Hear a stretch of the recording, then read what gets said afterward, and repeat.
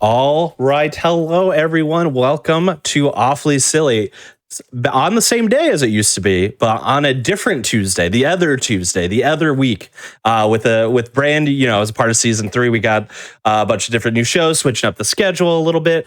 Proud to still be on Tuesdays, just flopping the weeks. I hope you all have been good since the last time we hung out together. We have a fun couple of episodes in October. I'll just say it out. Usually I keep things a little close to the chest until the episode itself comes out. But we're going to be focused on horror adjacent properties in October for what I hope are obvious reasons. But we are still going to have some fun with the games themselves being on the goofy side, silly side, or notorious side, or having a history of being regarded as quote unquote bad, even though they might not be so bad as you remember. But before we dive into some of this today, we have a few announcements that I want to make sure that we go over. First and foremost, GDQ 2025. It's coming up sooner than you think. It's going to be live from Pittsburgh, Pennsylvania, January 5th through the 12th. So registration and hotel bookings are now open. So you can register for the event, get your hotel room situated, etc. You can visit gamesdonequick.com and check out the GDQ 2025 important dates section to learn a little bit more. And I hope to see you there. And other news as well, other events that are coming up even sooner, much sooner than GDQ 2025, much sooner as in this weekend even. We have a weekend marathon that we're going to be holding. That's going to be from October 11th through the 13th. This is going to be in support of those affected by Hurricane Helene. So you're going to want to stay tuned. It's going to start at 6 p.m. Eastern on Friday the 11th, and it's going to be in support of direct relief we're going to be raising funds for. So you can use !DRDQ, that is direct relief done quick, in Twitch chat to look at the schedule, which is now available as of today. So be sure to give it a look-see. Yes, as I had mentioned, we are going to be focused on horror and horror adjacent properties for the month of October in Awfully Silly Land. And we're starting off with one, a game that people have regarded as being maybe not so great. I don't know about that. And I think our runner has some things to say about that as well, but I'm going to let her take care of that. We're going to be doing a little Castlevania today. Castlevania 64 to be specific, and randomized to be even more specific. And this is going to be run by Flannel Cat. So Flannel Cat, show us some Castlevania 64, why don't you? Hello. I think this is my first time in this options menu for an extended period of time, and my curiosity got the best of me. And I'm like, what's in the sound mode settings? It's stereo. That's it. You got stereo and mono. And it's on a hilariously scrolling scroll. Hello, I'm Flannel Cat. I'm going to be playing a video game that's just called Castlevania. It is not called Castlevania 64. It's just called Castlevania. No. I don't understand. How can Castlevania be on Awfully Silly Conception? I don't know. This is actually not even the first Castlevania game we've had on the show. We had the Amiga version as well a while back. What a good game. Yes, both great. But yeah, these are both of those titles I would say are more notorious for being not so popular in comparison to the other versions of the games. So this is the N64, and I'm using this word and I mean it. Classic Castlevania, titled only Castlevania, and it's randomized. All of the drops in this game, like all the candle drops, are shuffled amongst each other. We're going to go find key items. We're going to get lost. We're going to get confused. You're going to see things that you've never seen in this game before, probably, unless you've played this randomizer or seen me play it. So we're going to hit game start, which we're going to get to a title screen. I see the poll of what is Castlevania? What is Castlevania? No one knows. No one knows. If they watch the show, they only play really good games, so... That's what Awfully Silly is known for, is really good video games. That's right. It's in the title. Just to preface this, I don't really run this game. I know some tricks, and we'll see if we can do them, or if we even have to do them. I know a wall clip, which I'm going to try to show off, even if we don't need it. But for the most part, I think I know enough about what I'm doing. I don't know where I'm going to start. I do know who I'm going to be, at least. You get to pick your character, and you can change it any time in the game. So we're going to play as Carrie, because who doesn't love magical girls? Also, she can do 2 checks that Reinhardt can't. Also, 1 check is nearly impossible with Reinhardt. And she goes faster and is better, and blah, blah, blah, all that stuff. So we're just going to 3, 2, 1, go. I should have said that like 2 seconds ago, but you know, we're going. It's fine. That's fine. We count that. There are no rules. Okay, this is boss music for the intro. What's going on? Okay, so this is the very worst spot we could have started, is the Tower of Sorcery. Yay. This place, to use fearsome language, this place sucks. I hate it here. I hate it so much. This is an area. Wonderful start. It is full of jumps that barely work. It is one of the carry exclusive areas. And as you can see, the fog color is randomized. So today, everything's purple. The purple and the green of the ice. That's nice. It goes really far. So this area is very short if we didn't need to do a few checks. We do need to do some checks here, though, because video game. So the biggest thing we're going to fight within this stage, for the most part, is like, will Carrie grab the ledge or not? And that's always a roll of the dice. So... Oh, there's the one. No, there's one. We're gonna get that, and it's a red jewel. Yay. That's not really an item, but you hate to see this place show up early when you need everything, because it means you need to do the checks. Whereas if you could come here later and maybe be in like go mode, you could be like, well, I don't need to do any of these, so I'm just gonna leave. So first thing we're gonna do is pray that we make these jumps, hit this save point right here, and then jump off a ledge several times while we're trying to find another item. Okay, our next check is right there. You can see it floating out there. Yeah. We just need to jump and then like jump again and just get it. That was great. Yeah, we take those. And we're just gonna fast travel back to the save point. So the randomizer, like I said, every single breakable in this game is shuffled. And all the items are in random places, and also has a fast travel system in it, so you can wander around the game like a non-linear game. So as you play, you will unlock... Oh, I want to break that. I need that item. I'll just show the menu here for more than a second. Game is confused. Okay. These are your list of fast travel places. As you find items called Special 1, you will be able to teleport to these places. Or alternatively, just, you know, find your way through the stage to get there. This will move a lot quicker when we actually finish this area. Oh, why am I not jumping? Hello, cat. Hi. Here we go. There we go. That is not a helpful item, but we did it. Okay, so We can say it's done. now we just need to do some vanilla gameplay for a minute. We're just gonna let these things hit us. It's not that big a deal. We will get health back at the end of this stage, and we're more likely to fall into a pit rather than we are to, like, take health damage to the point of being dead. So we found one key item in one of the spots, and I already forget what it was, but we'll check it later. Key, I think. What was it? Yeah. Clock tower key, I think. Do you know which number it was? No. All right. Excellent. So not fully helpful. I mean, you know, it's close enough that we can count it as a multiplayer game, as a co-op run now. Oh, sweet. I've always wanted to be on the Castlevania leaderboards. All right. Most of these are not good, which is fine. This means if I fall and I lose these checks, it's not that big a deal. Minus the clock tower key, which is a much bigger deal. But we're almost through the Tower of Sorcery. There's only one more item left in here. And also a bunch of very spooky jumps. So we're just gonna massage the camera to where we need it to be, which it snaps behind you every time you hit the R button. So we're just gonna put it where we want it to be. Don't let the frame rate skips kill you. We're not gonna hit the ledge on this one.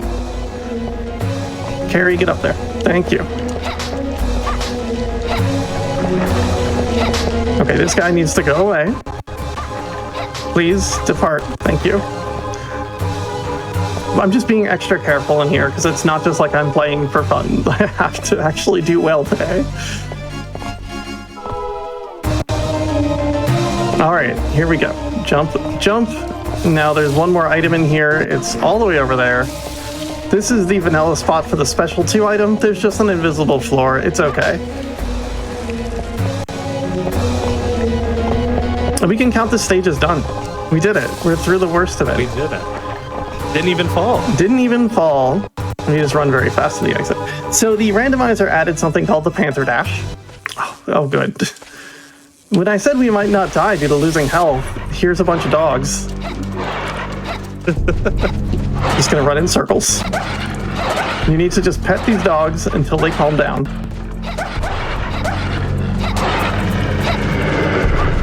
Nope, no one bites bats.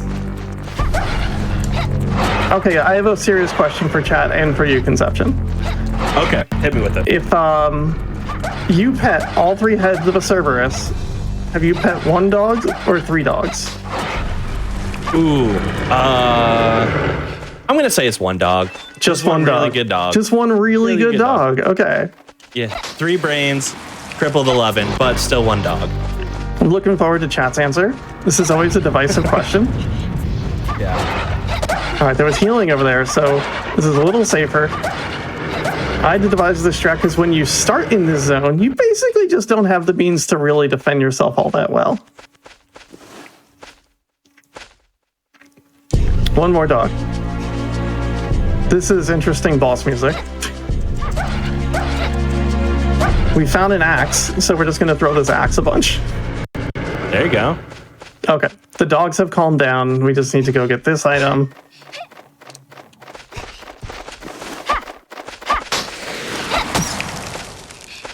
Everything's roast fine. Beef. Roast beef get.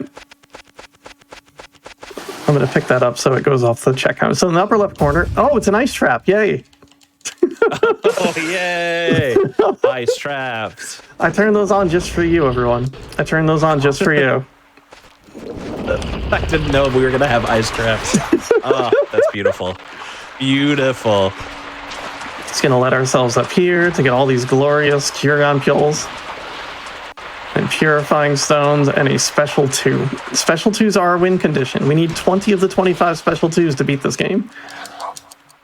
So we have 1. The last time I did a seed of this game, it threw 20 at me within an hour, and I got very scared. 2.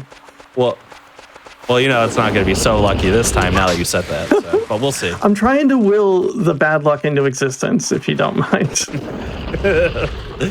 Yes, we thrive on that chaos. Now you see me saving like 15 times because that's just how I play video games. So normally you need to wait till midnight to get up on that fountain. The randomizer has an option to remove all the time restrictions. Is it real? It's real! Let's go! A perma-up! Okay, perma-ups are like you're finding a new sword in Zelda 3. You just permanently get a stronger attack button now. The randomizer likes making those ice traps and using that icon. Alright, let's go fight a boss. Beautiful. Well, quote-unquote boss. He has a health bar. No, he doesn't. So really, those quotes are heavy. There you go. There's carry combat right there. Jumping around, throwing balls of magic at people. Okay. So a lot of this run is going to be... Ooh, left tower key. Not the left tower key so much, but there's a special one that helps me fast travel around the map. It's going to be me doing every single breakable object I can find. And I know where they all are. Roast beef. Big fan of the roast beef. I'm a huge fan. Yeah.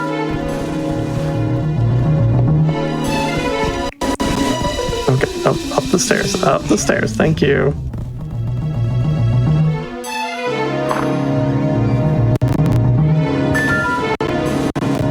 Second, my computer is being...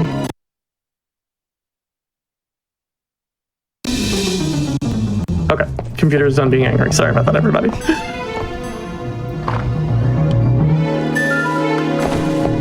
There's a cutscene here that normally only triggers at 3 a.m. that has really intense music in this scene.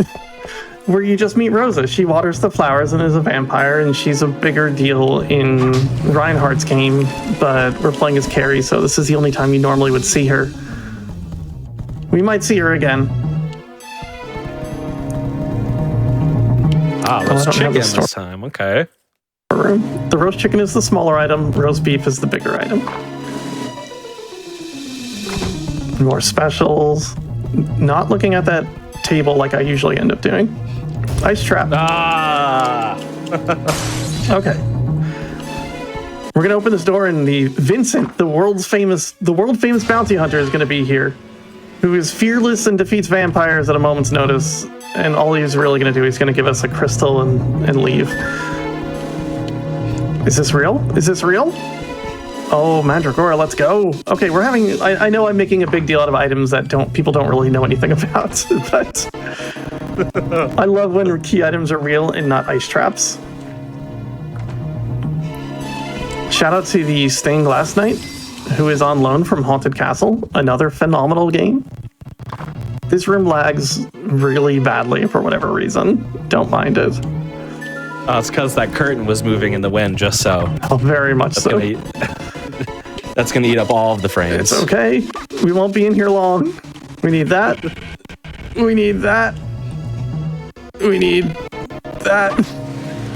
Well, we don't need it. I want the axe, actually. Need this. And we're going to walk out. You can leave. Okay, let's take a quick assessment of our keys. Left tower, garden, clock tower. This is a weird combination of keys. I think it was number 1, if I saw correctly. That's great. That's the first key in the clock tower. All right, now we have another vampire who walked in this room and he's like, hey. This room also very bad lag for whatever reason. That's okay though.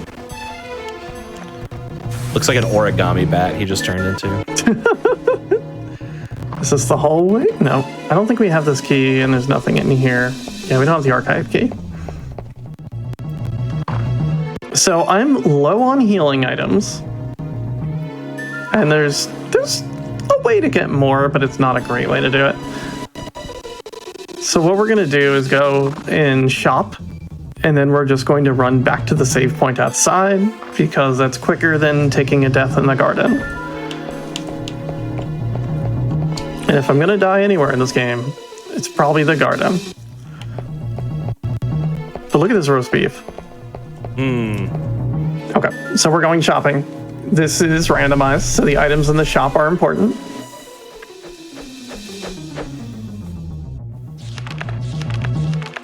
Oh, an ice trap.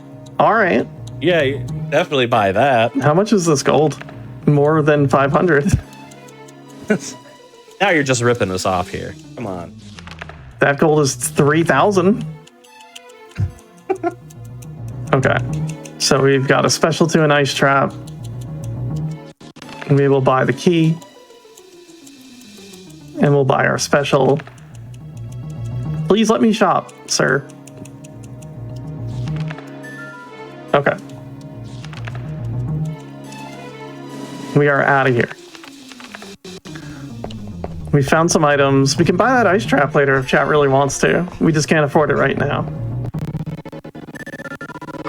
Trapping ourselves is just too expensive. It's real. Apologies for the frame rate. This is one of the worst running areas in the game for whatever reason.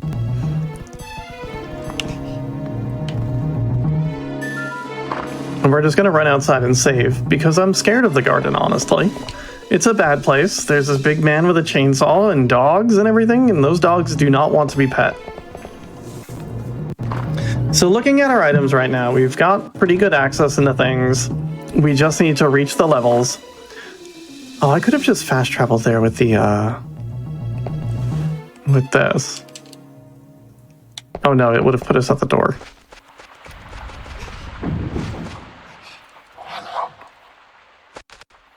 Actually, what is on this list? This fast travel list? Oh, we can just leave. We don't have to go through the garden. So the garden might not actually have what we need. But we're going to do the checks that we can. We can do the front half of it, but we can't do the back half. And theoretically, I could clip into a wall and skip the garden key. But this is one of those instances where I'm going to listen to the game logic instead of just breaking clear out of it. Yeah, that's one of the most fascinating parts about randomizers in general for me is, you know, you have the you can just follow what the game's logic is trying to dictate to you. Oftentimes you could use speedrun tech to break out of that logic. It's It's so much fun. Randomizers are great. There's such a good way to experience a game over and over. The very fast run you see Carrie doing every now and then, that's called the Panther Dash. That was added to the randomizer, and I started to explain that before and got sidetracked, as often happens with me. Hello. Basically, it's a hold a button down and Carrie will run very fast.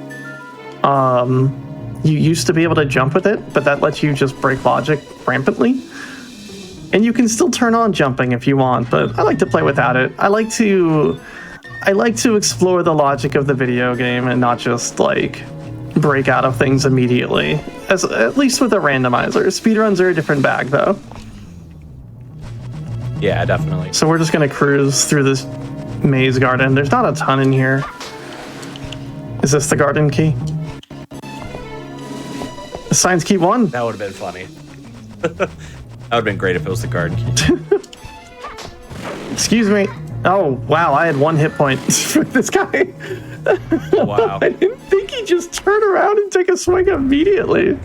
But this is, this is why we do this. This is what we call safety. Beautiful. So we're just going to eat that, and we're just going to run back in. So how are you doing today? Oh, good.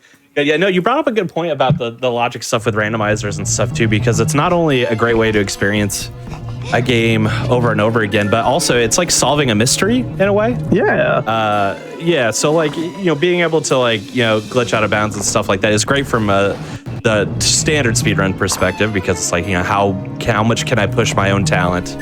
But this scratches a different part of my brain, at least. Yeah. It's like solving a mystery, figuring out a problem. Logically, I'm not allowed out of that door, and I can do it, or I'm not allowed to the other side of the garden, and like I can make it happen. I can do that, but it's a very I want to solve the puzzle. I don't want to just skip the puzzle, because that's what I'm here for. Like if I wanted to beat Castlevania very quickly, I could do that. I'm not trying to. Well, I'm gonna beat it very quickly. Like it's gonna happen, but yeah, differently on my terms. Yes. Very fast. Thank you, sweet peeps. I see you out there.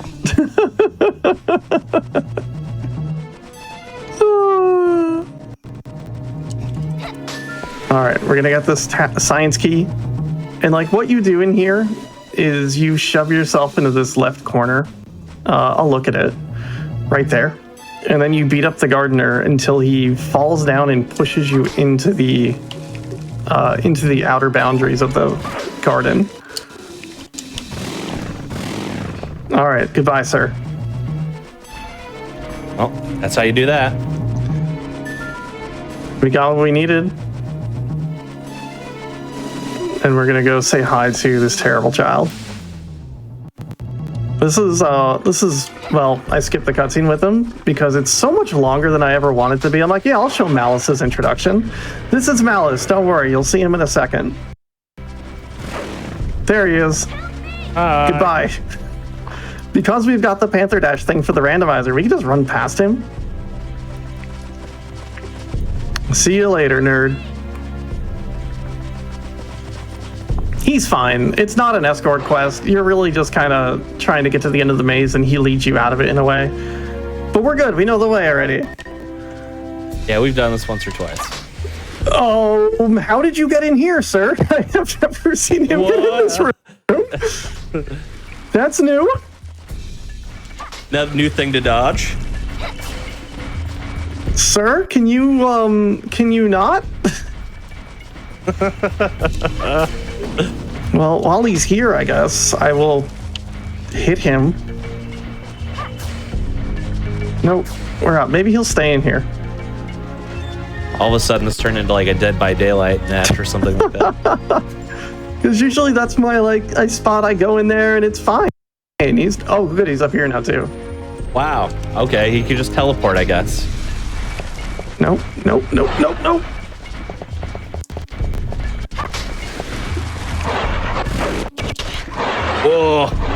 Whoa. Good call. Good call. I was like, things were getting precarious there. Yeah, this can get a little dicey when you're trying to pick up everything. And I should have just not picked up that. Later. Okay, one more spot.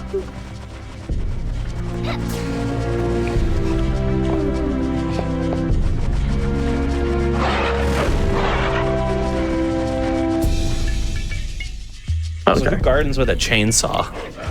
Just that guy, I guess. Yeah. Like maybe some trimmers or some hedge clippers, sure, but a chainsaw? You're not making nice topiaries with that, probably. That's a fast travel point unlocked. Every 2 special ones, we get a fast travel point. And we're just gonna open this door and save the game, and then we're leaving the garden. Hopefully this is not the garden key. Admittedly, I don't really want the garden key. We will open this door. Okay. Then we're gonna go to, let's see. We're moving to the room of clocks. There are free items in the room of clocks. Hopefully none of them are going to be the thing.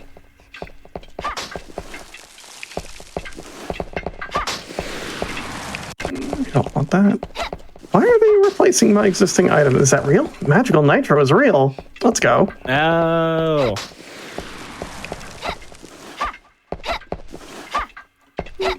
Please.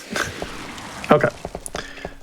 So we're going to fight a boss. And I want chat to try to guess if we're going to fight Death or Actorize. Because it could be either one. They both are in the game. And one you fight in one round, one you fight in the other. It's Death. I say Death. It's Death, you're right. You do not fight Death as Carrie in this game. For whatever reason, you fight Actorize here, which is a lady with a bunch of rainbow crystals. But we're gonna do this instead. He's not much of a fight. Usually you fight him with Reinhard, who, don't do that, who has a short-range weapon and doesn't have homing magic. Yeah, I was just gonna say, I bet the reason why you don't fight Death as Carrie is because of the magical spheres you're hurling at him. Anyway, Death is gone. It's fine.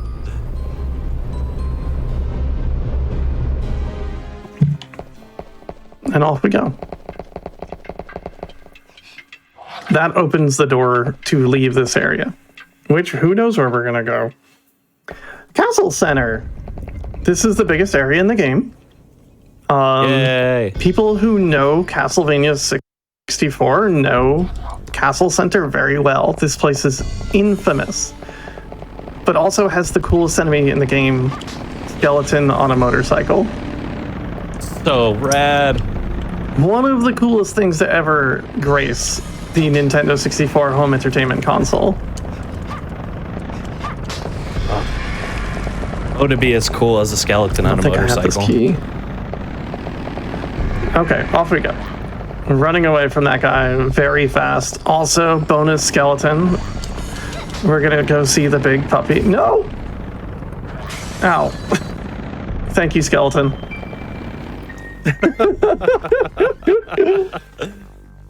This guy's asleep. Wombo combo. Don't worry about him. He's asleep. He's a good friend. Oh.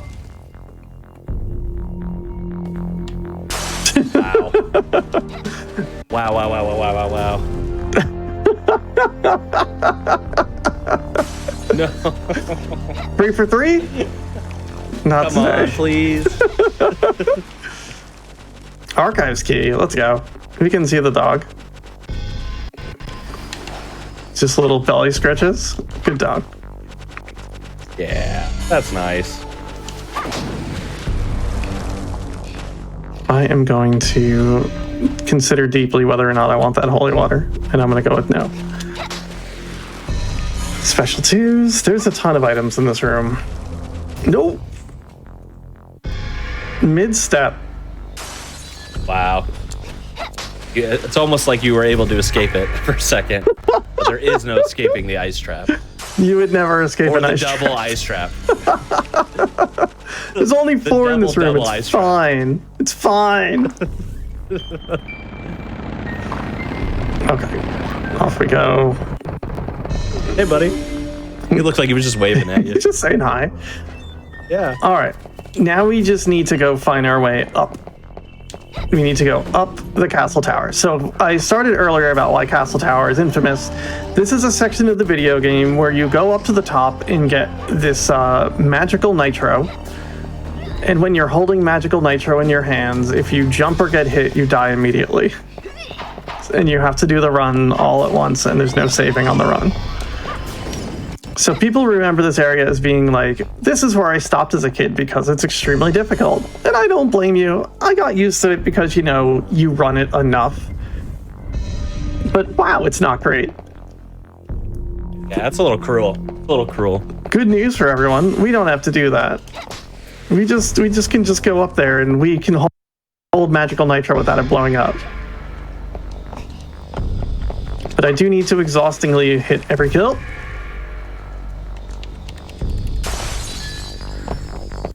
Wow. They're really getting you. They just put all of them here. Here's a breakable that not a lot of people know about. You could just break this piece of the floor. Also, if you go to the left here, that crystal will start crying blood and there'll be enemies in this room. And if you just don't go there, it just does not cry the blood and there are no enemies in this room ever. Off we go.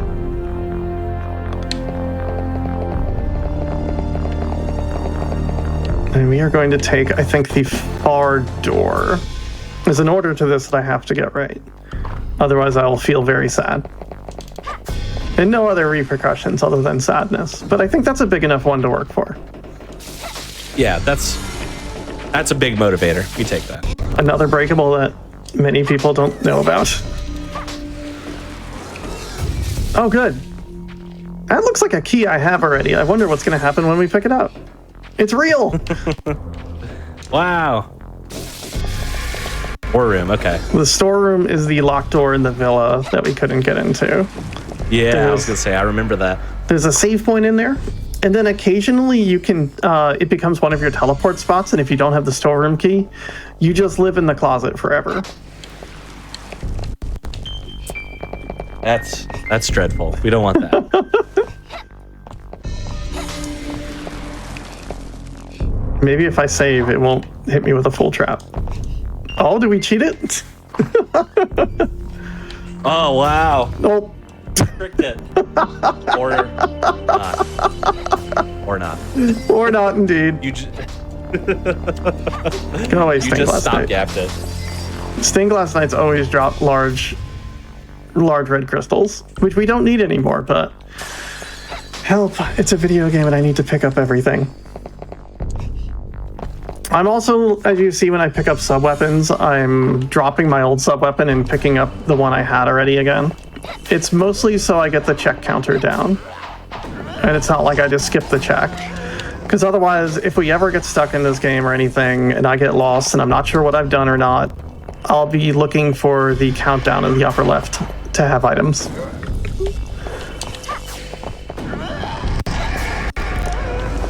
Money? Knife.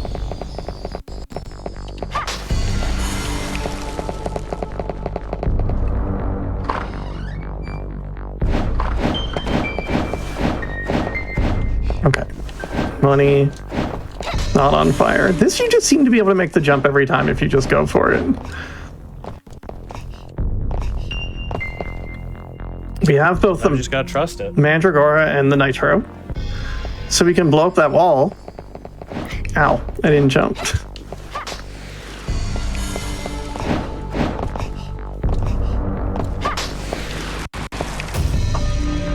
Do you ever just see like a big haunch of chicken on the ground, Conception, and then you go to eat it, and then your body becomes frozen for like a full 10 seconds?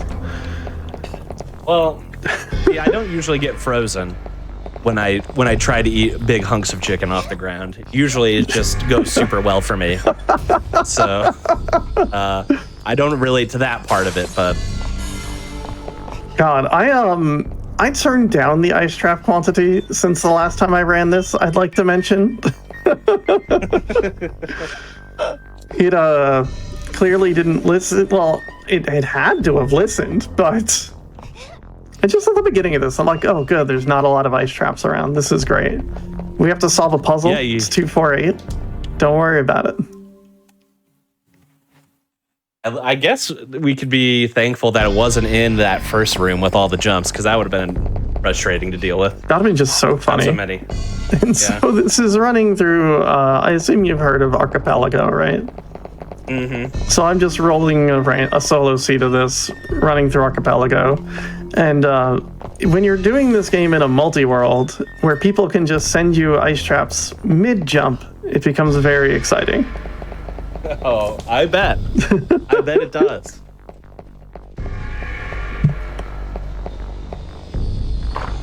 Okay, we're almost done with this side of the castle tower. And then hopefully we'll be very cool, and we'll be able to go down the other side of the castle tower. This is Heinrich, I think. He's just gonna give us some roast beef. Thanks, Heinrich. It might be Henry. I don't quite remember. Or Henry. Just thanks. Explosion noises. First aid and a save point that becomes very important. Okay, so what we're gonna try to do is get into a box that we're not supposed to get into. And to do that, we do some fun jumping, and I'm not very good at this, but we're gonna try it a few times, and hopefully it'll work. I have faith. I did that way too late. Nope. I did this like first try last time. There we go. Okay. Step 2. I need to land on the other side of that door because outside this wall is nothing. There is a small landing right there so you can walk back into the door. And now we're on the other side of the wall. And that's good. We're great. Otherwise, you need to walk all the way back down and then come up the other direction in the tower to get to the side. We will not be played for a fool. We will save time and go up one side and down the other. I was trying to evoke an ice trap there, to be honest. Will not be played a fool. You are a fool. Ow. They changed the pattern of these two between the two Castlevania games, and now I never remember which one's which. Alright, so now we get to go down the other way, and we don't need to repeat content. Shout out to the giant Famicom cartridge. It's real.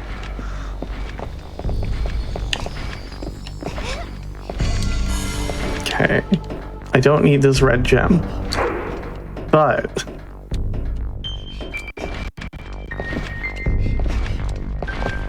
look at all these things we're getting. Nope. Ow. Ow. Ow. Emergency roast beef.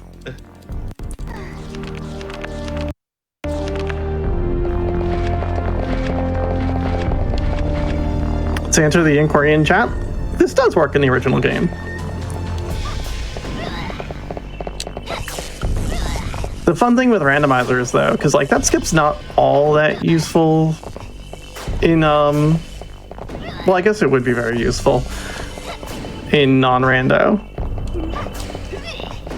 But also in the speedrun, you generally don't even come up here.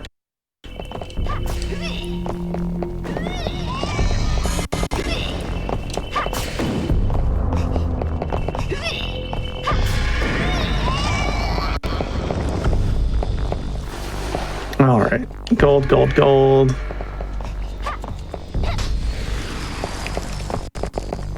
I wish there was more to the run to explain to you other than just like, you're gonna do every single breakable object in Castlevania 64 and play this game in a wacky order.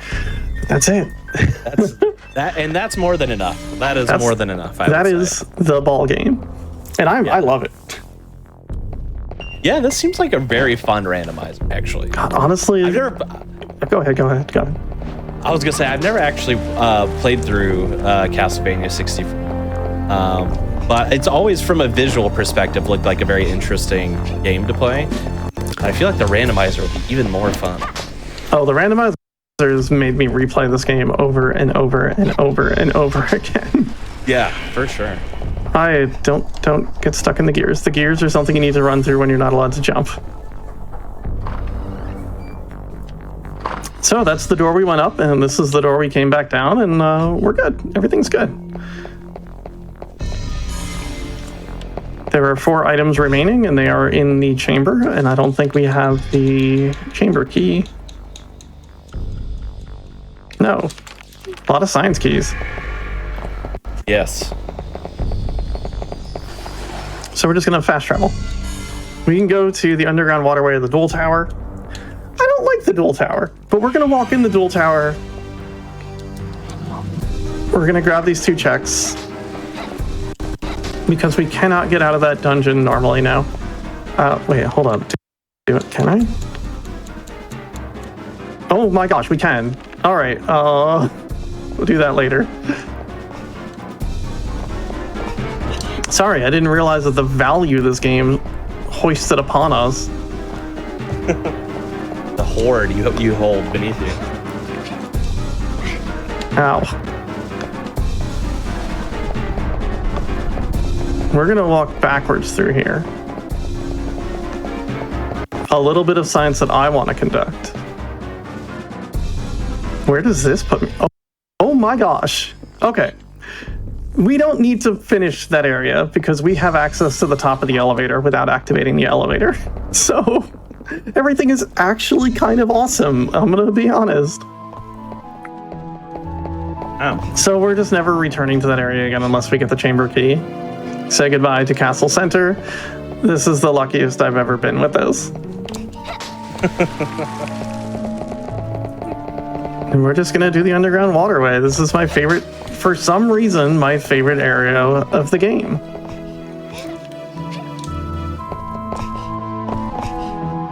Also home to, why would you ever destroy this platform to get these items? What would ever make you do this? Who would have even thought of that? Okay, so this platform.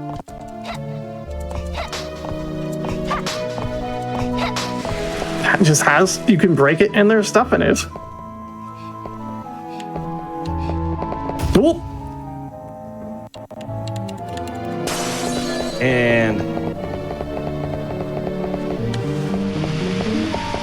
okay, we've got a mini boss of lizards. They've got a health bar, so they count as a boss.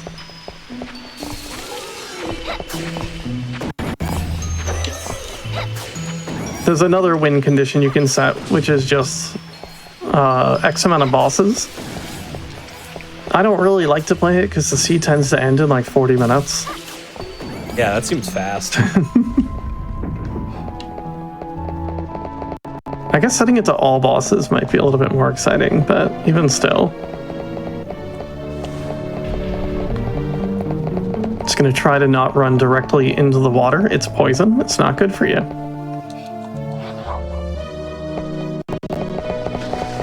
Goodbye, lizards.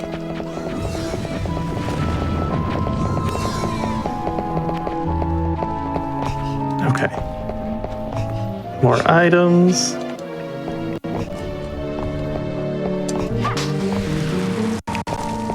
Yeah. I do need to hit a quota here to make the show not get too far ahead of itself. This is the only checks in the game that carry, or these is the only character that can do them. There's only 2 characters, so it's not like there's a huge variety of characters that are unable to get into here, but this is the carry exclusive items. There's a setting called carry logic, which if you turn it off, you don't do these 2 checks.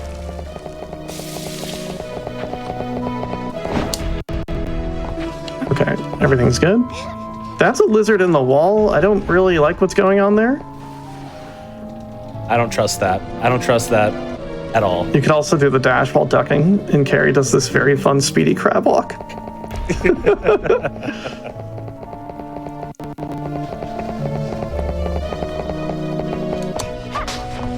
Roast beef.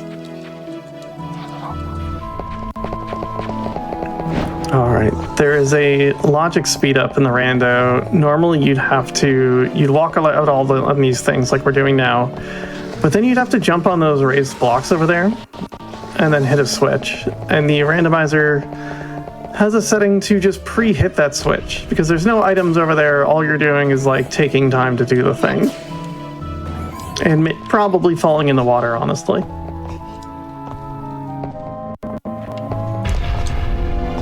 Let's go. They changed how these things work in the Legacy of Darkness also.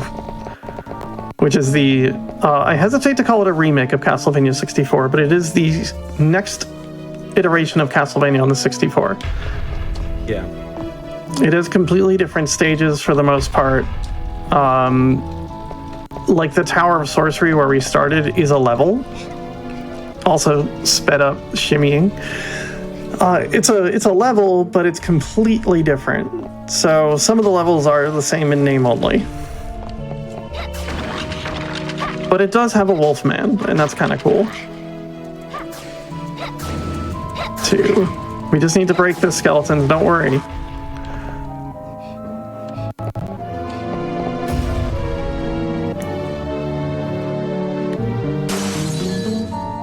Okay. We're just fast traveling back to the save point. This is the whole underground waterway complete. We're just going to move on to whatever awaits us next. So, Conception, what is your experience with Castlevania on the Nintendo 64 home entertainment console? I think we briefly discussed this, but let's dig in. Yes, very little. I have tried it out.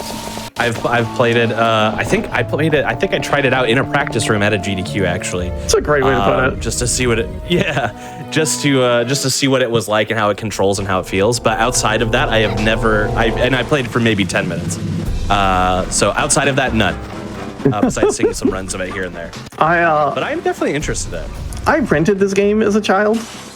I don't remember what year it came out or how old I was. I'm like a billion years old, but I rented it from my local video store, which I ended up working at later in life.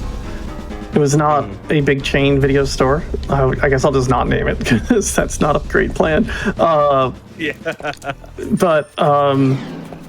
I got to the point where you needed to blow open the wall with the Mandragora and the Nitro. And I blew open the wall and would walk in, and it's supposed to show a cutscene of like the crystal activating and stuff. And then the game just froze. So I never got to see past that. Oh, interesting. And then the game got re-released under Castlevania Legacy of Darkness. And I got that one for Christmas. So I played that one over and over and over and over again. And so I'm just keeping track mentally of this area. This is the worst area in the game. I dislike it here by a great margin. It all looks the same. This should be the save point crystal that we just came from. It all looks the same, and you end up going in circles quite a lot. And just remembering, I want the bag. No, I don't want the bag. Of course not. Now, you said you wanted the bag. Now you got the bag. You don't want the bag. Come on. True cat behavior. All right, off we go. Zoom. It is so much easier with the running fast button now.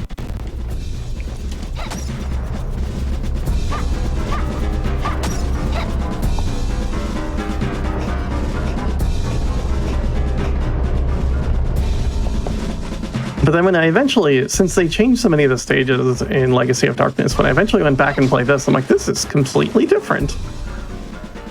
And this is my preferred Castlevania experience between the two. But Legacy is a very good game. It's just very big. It's very long. I think the areas are worse.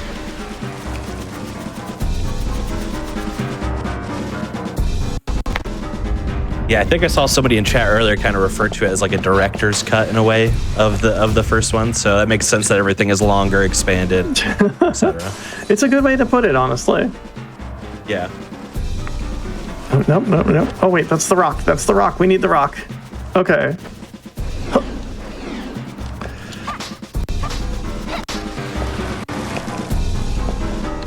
And I know at least other people who have started to... I want the meat.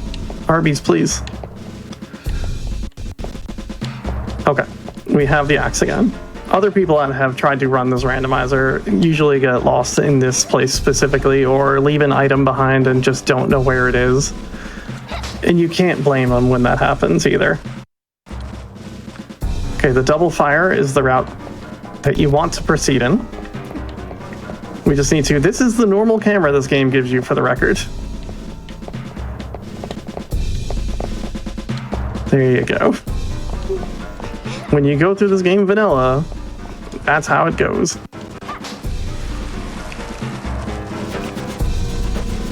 And there is a Legacy of Darkness randomizer being worked on by the same person who made this.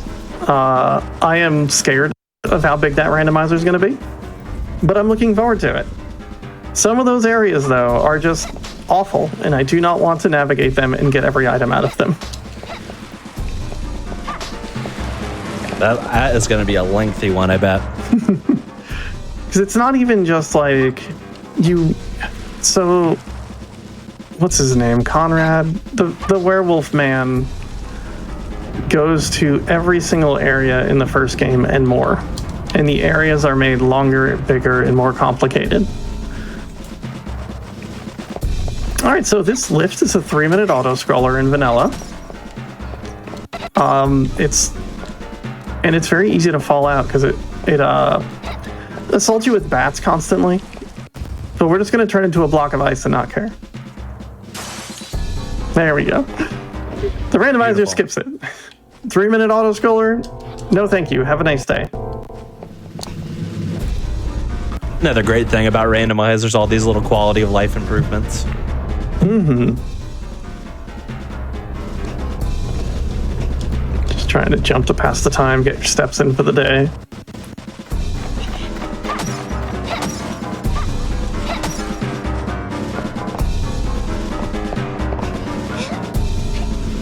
Cornell, that's it. Thank you.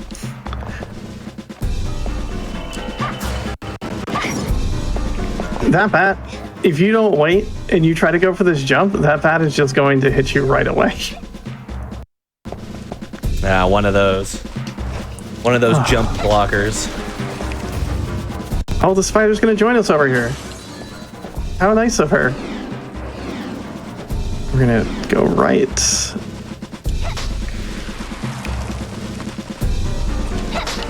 Now the name of the game is don't accidentally exit this area prematurely. Nope, this is the exit, I'm pretty sure. Because of the 3 bats over the door.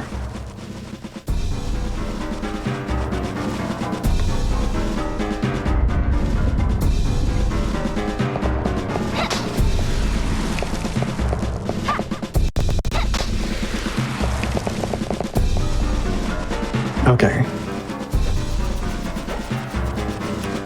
I don't want to go that way. I want to go this way.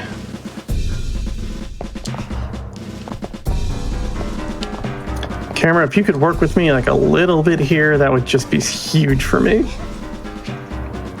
Camera, if you could work with me, the story of playing the Nintendo 64. Oh, it's too real. I'll tell you what, though, it gave me huge amounts of patience for cameras and video games, though. That is true. That's what it's meant to do. Teach you, patience. It's a virtue. Okay, so this whole section with like the shovel and everything, you don't even need to come here in the vanilla game. There's nothing over here. Well, there's like breakables and little items that you can pick up, but it's mostly like money bags and stuff. But there's not really a reason to come over here to make progression in the game. But randomizer, though, oh, if you want to see the most of this game as possible, may I introduce you to the Castlevania randomizer? Okay, there's 2 more items in here, and we have completely emptied out this area.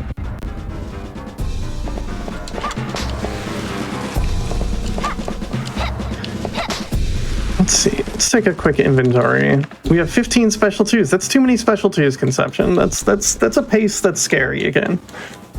Yeah, you only need 5 more? 5 more, and there's 10 more in the seed. I have confidence we'll end up taking some time. Yes. I said last time when I had all of them by an hour 15. Well, maybe we'll get some more ice trap luck. Oh, that would be the dream. Yeah, that's the dream. Just all of the ice traps. Yeah, before the show started a few weeks ago, I was initially scheduled for 2.5 hours of this. But as I kept playing more Castlevania 64 rando over and over, I got very efficient at navigating through the game. And I'm just like, I think we need to lower this estimate a bit to like 2 hours. And now I need to go back in time and maybe pull it at like an hour and a half, maybe. Oh, wow. We're already there, huh? Jeez. Maybe. It all comes down to luck. I didn't even go to this area the last time I played this. This is the first stage of the game. It's one of my favorite stages.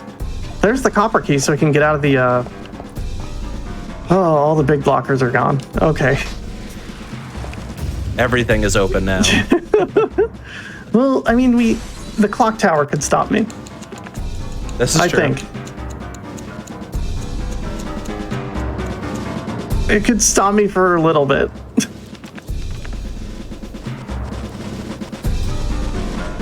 I'd get to the halfway point.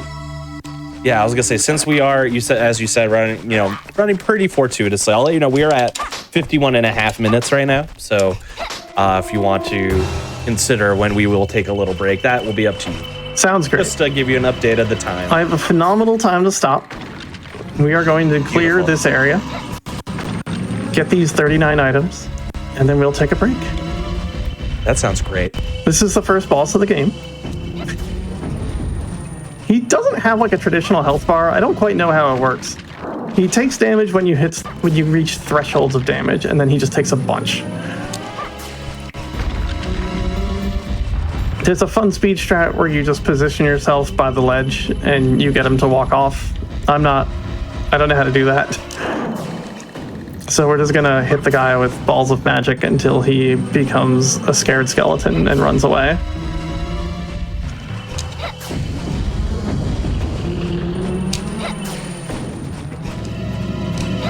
This level does, however, harken back the realm of having skeletons on motorcycles by the end of it. Yay! Not to spoil anything for anybody, but I know that's an exciting moment for everyone involved. All right, goodbye, skeleton. Have a nice day.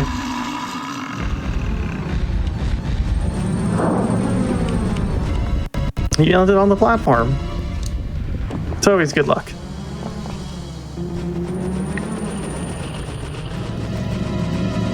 So the remaster, I don't know. Legacy of Darkness adds a different opening stage of this game on a boat, and I really liked it. This game, you just start here. But then it makes the Forest of Silence very, very, very short, so you win and you lose some.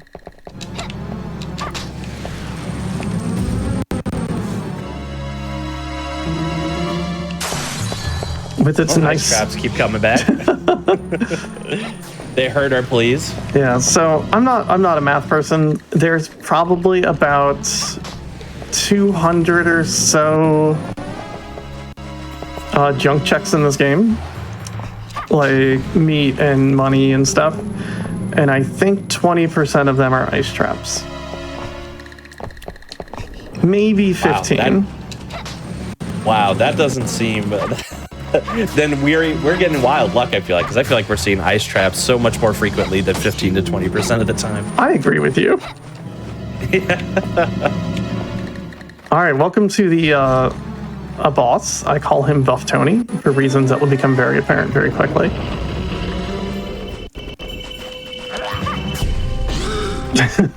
It's just a very, very large tiger. Buff Tony. Buff Tony.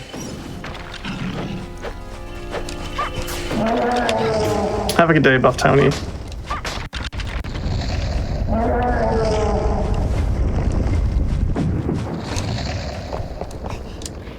He does not drop anything useful. Oh god, bomb skeleton. He just explodes, and he drops an item if you have vaults on, but eh.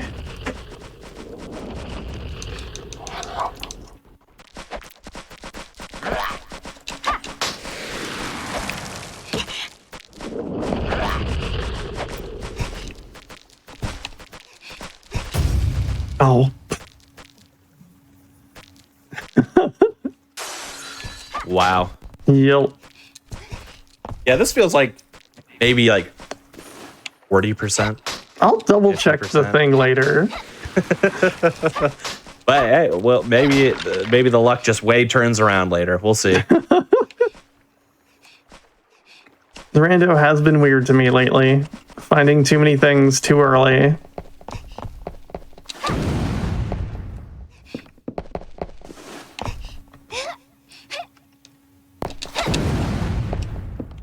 These are mostly empty in the vanilla game. I think all the coffins, I believe, are empty. But don't worry, rando adds stuff to inflate the amount of checks in a good way. I like doing checks. I like stuff. That's 2 copper keys we have. You only need 1 of them. Okay, switches.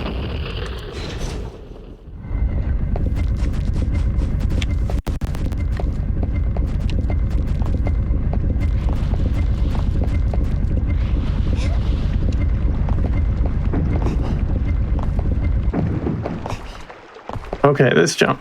Please. Thank you. The amount of times I die in this game is also, like, way less than what it used to be. Yeah, I was gonna say things have been going pretty well. You had that one chainsaw guy death, but If I can get away with 1 death today, that would be a really good day. And I haven't jumped off the ledge on this stage yet, so that's a win.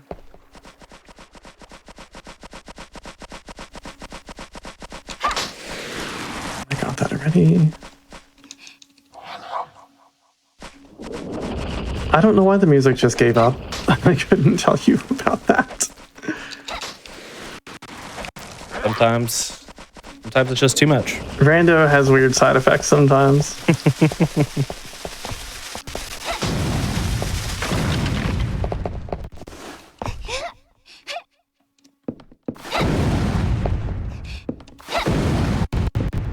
Yeah, the first stage of this game is very weird, which is this stage. Just like infinitely respawning enemies. Not something that like most of the game does. But I'm a fan of it. I know I've said I've got multiple like favorite stages in the game, but that's just life sometimes when you just really love a video game. Yeah, that's okay. Everything can be your favorite. To get on Awfully Silly, everything must be your favorite. Oh, I open these. Let's go. Where am I? Nope. Not this skeleton. Okay, this item, this is vanilla again. Just jump on over. This has the hard mode difficulty unlock in it in the vanilla game. Oh, this is Bat Rock. Get.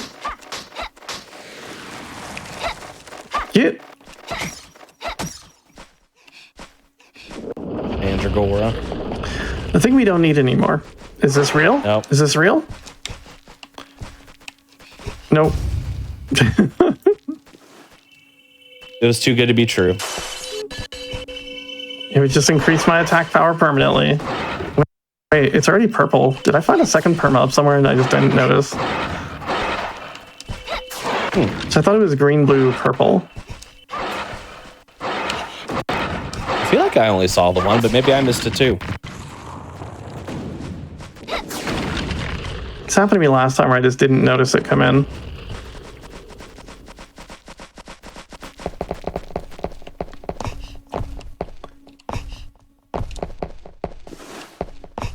Such ambiance.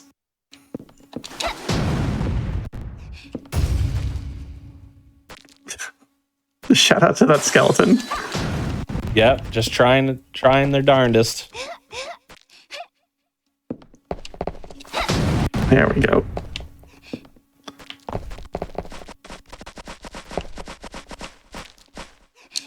Now we are almost done with the Forest of Silence. We gotta hit one more switch. 2 more switches?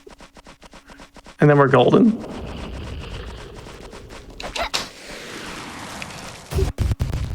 Ow.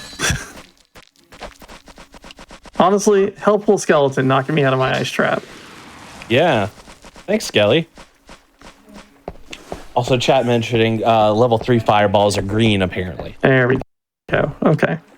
We didn't miss anything. I thought I fell too far. So fall damage is off, but if you fall enough to kill you in the vanilla game, it'll kill you in the randomizer, regardless whether or not you take damage. More of a quality of life thing than anything else. Yeah, yeah.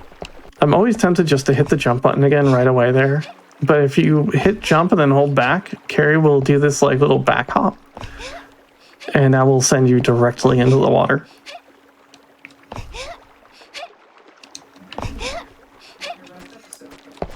Okay, off we go.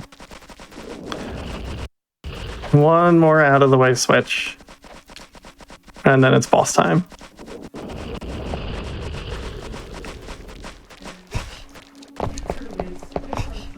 Okay.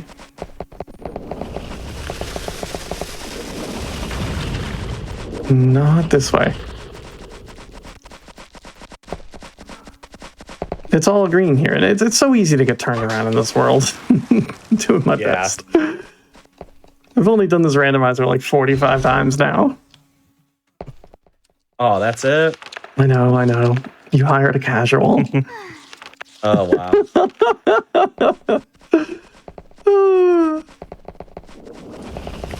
All right, as long as we don't jump into the river, we're home free. And we're not in the river. How about that? Beautiful. All right, welcome back to the boss you saw earlier. He brought very cool friends.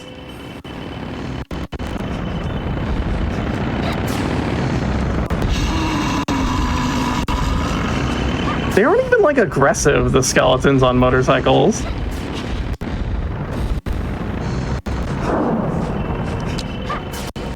Come on, skeleton. Give up.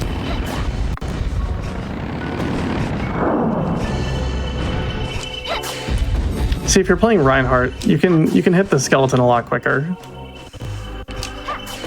Reinhardt probably not showing up in this seed, gonna be honest. Oh, well, sorry, Reinhardt enjoyers. We can get him briefly. Very briefly. We'll take what we can get. I usually bring him out for the dual tower stage, but we can warp to dual tower, and all we did was leave dual tower right away, backwards. Please charge a fireball, thank you. Now, Chainsaw Frankenstein, as we saw earlier, was originally the 3rd playable character for this video game, and he was going to have martial arts moves. But they decided the scope was too big, and we just need to get this game out. So they removed him as a playable character and put him in the garden and gave him a chainsaw. Perfect. So you know what? That's how you solve that problem. Oh, you know, when I'm a problem at work, people just give me a chainsaw and stick me in the garden. I was like, yeah, when I'm a problem, people just give me a chainsaw. You know? Okay. What I want to do is this opening area and then get to the save point at the end of it, and then it's break time. Beautiful. So I want to save this game just in case, like, anything. This is also the place I die the most at, so if we get through here without dying, we've had a very good day. We're gonna wait for that later one to stop zapping. Oh, and it moved low. Let's go.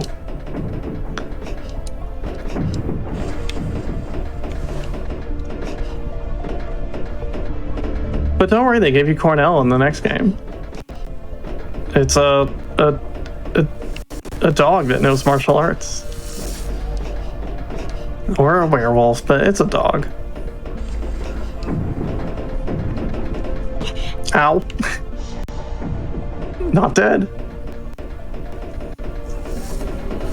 Just a little damage. Oh, we're doing great today. Let's go. Let's go.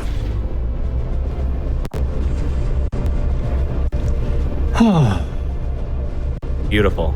Save points at the top of this. Maybe inside a door.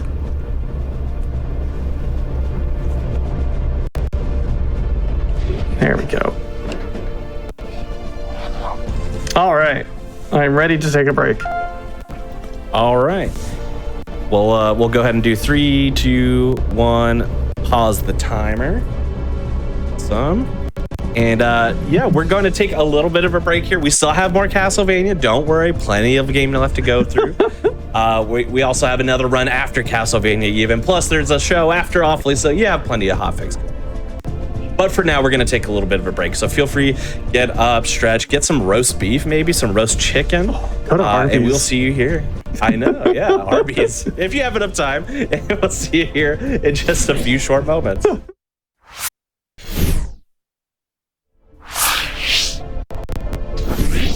All right, welcome back to Awfully Silly, everyone. We are fresh in the middle of an excellent Castlevania randomizer. That is Castlevania for the Nintendo 64, not Castlevania 64. That's different. But before we jump back into this run, just a couple reminders I wanted to go through here. First, if you're interested or looking for work, Games Done Quick is hiring right now, actually. We're looking for an event programming lead that's going to be responsible for kind of the overhead 10,000 foot view of our mainline event schedules and activities and things of that nature. So if that's in your skill set, or you're in otherwise interested, or know somebody that might be interested even, feel free to go on over to gamesdonequick.com/jobs for more information on that. Feel free to check it out. Also, if you haven't already, highly suggest joining the official GDQ Discord. We actually have a special hotfix role in there that's going to allow you to keep tabs on upcoming events. You can talk with other staff members and showrunners and more, and just kind of hang out with fellow like-minded speedrunning enjoyers. So use !Discord in the Twitch chat for some more information on how to join our server. But yes, without further ado, I think we're ready to jump right back into Castlevania for the Nintendo 64. So whenever you're ready, Kat, you can just give us a little countdown. All right, we'll get going in 3, 2, 1, go. Data is saved. We're back. All right, we're just in the very front of Science Tower. Science Tower is a tower full of science, as you can see. All that science out there, the lime green science. You know it's science because it's green. That's the color of science, I'm pretty confident. All right, so I dislike this place. I think it's one of my least favorite areas in the game in general. Just some fun trick you can do in here that makes life a little bit easier. It's not even that exciting of a trick. Like, the most exciting thing I had for you was probably that jump through the boxes to get on the other side of the fence. But it's neat and saves time and saves you from some really awful 3D jumps. Unless people really like the 3D jumps, I don't know.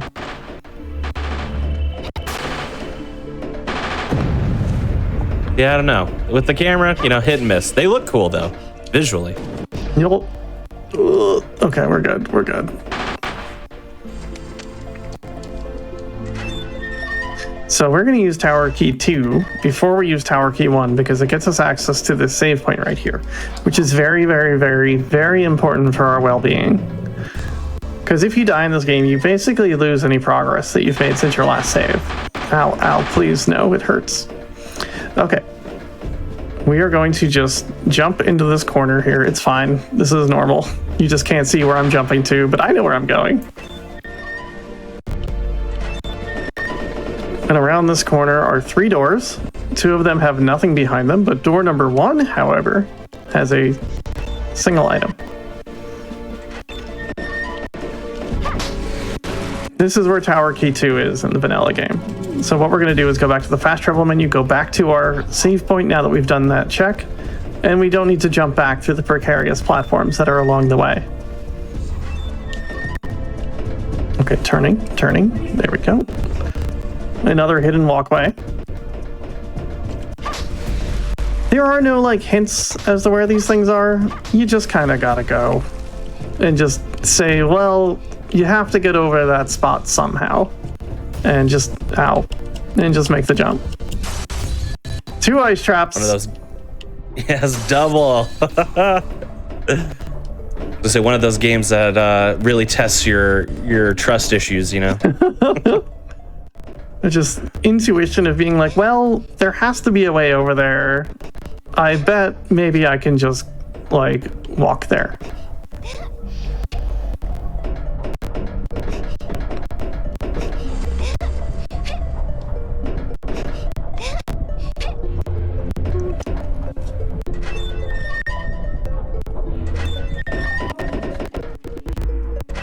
All right. This should be door 3. There should be 3 items in here. You never need to go in here in vanilla. Just not a thing you gotta do. There's nothing really of use other than like money. And like, you know, money can be a thing that you use. You need to buy like health items and stuff. You do have a cap on how many of the health items you can carry in the main game.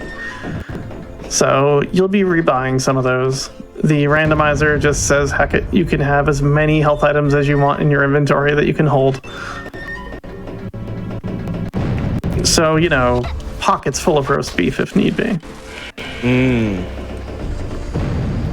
Hopefully everyone got their Arby's on the break. Filled their pockets with roast beef. That's what I do at Arby's. I don't eat anything, just shove it into my pockets. Just fill your... Oh no. That's too visceral of an image, I think. Oh my gosh. Yeah, if you spend a certain amount of money in this game, the shopkeeper fights you before Dracula. Interesting. That is. Okay, in the door. Where are we going? Okay. We found Dracula. We don't have the means to get into his door yet. Oh my god, Dracula has redecorated. Everything is hot pink.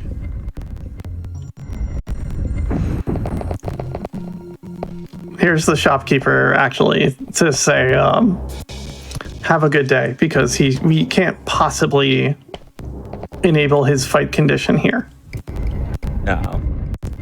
We just have it off. The rando just disables it. Well, getting caught on geometry. Now, this was just for fun. Normally, this is the fight you run into when you get the bad ending, where the vampire hunter Vincent shows up and fights you because he's now a vampire. And he uses all of the skills in his arsenal. Are you seeing him? That's a lot of skills. He throws holy water. Down there. That's it. He just throws holy water every now and then. Well, it makes sense that he's a vampire now, because he clearly couldn't have been too great of a vampire hunter. He's abysmal. Yes. And has an attitude.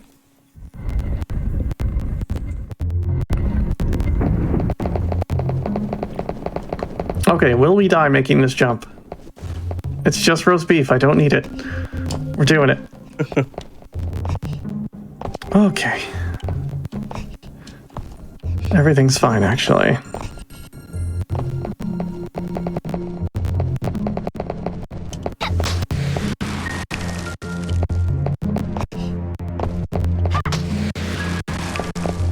Okay, so these are all the items that you can get in this area. Now we can't really do anything here anymore. So we need to go find stuff that we haven't been to.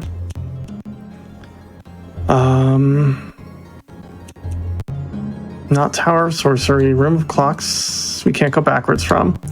Dual Tower, if we exit the front, might have something interesting in it, but I don't think so.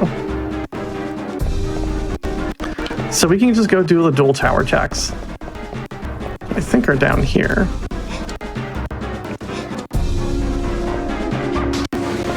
There's one. So now we're on a scavenger hunt for once. We need to go clean up something and figure out what we missed. Or not so much what we missed, where we haven't been. Now, me in my head, I know kind of vaguely where we haven't been.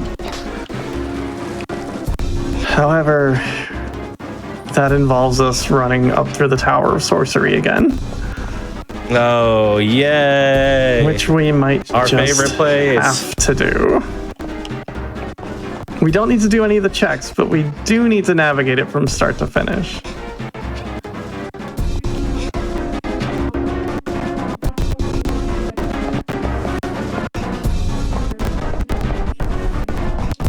Also, we're going to walk out of this area from the front and see if that changes anything.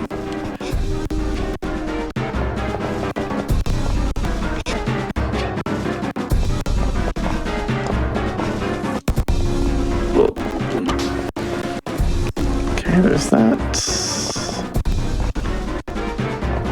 There. Duck.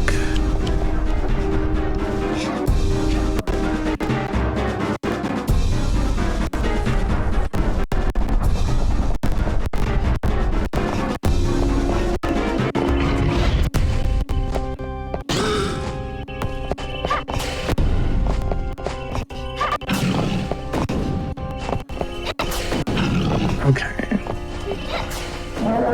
Buff Tony is gone again. I'm sorry I didn't introduce Buff Tony again. That's my failing. Buff Tony. It's the Buff Tony refight in the Duel Tower. This is a Reinhardt exclusive area. It is basically a series of fights that he needs to navigate through.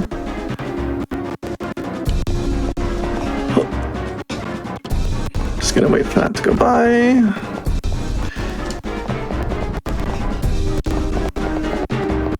In we go. Oh, okay, this is good. This is good. This is good.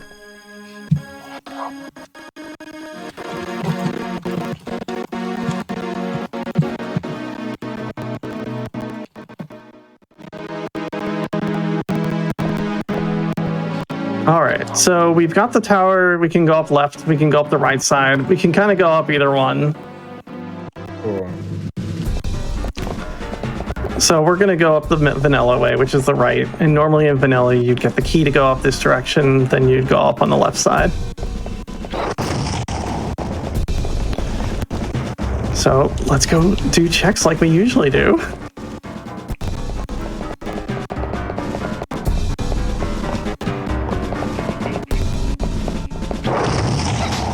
Cool.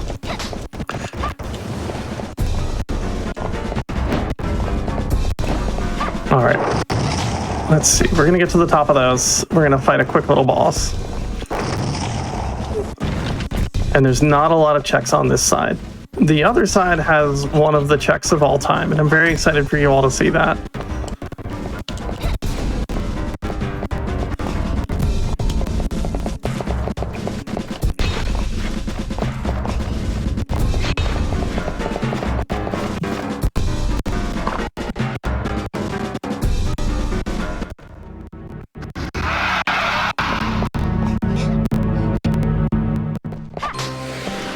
Okay. Now there's a trick to this fight if you don't want to get hit. You just sit up on this ledge and you duck.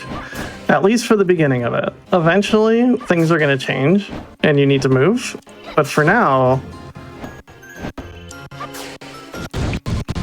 So now he kind of transforms and he's got this like flamethrower breath. And what I like to do is I like to sit up against this wall and sometimes it works. Well, you got hit, but that's fine. We're not getting hit repeatedly.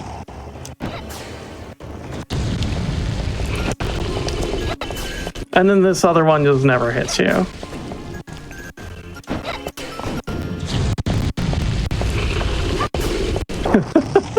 I see the question in chat of, can your status ever flip to evil? Not specifically evil. You can become poisoned and you can become a vampire. Those are your statuses. Good, poisoned, and vampire. But now I want it to flip to evil.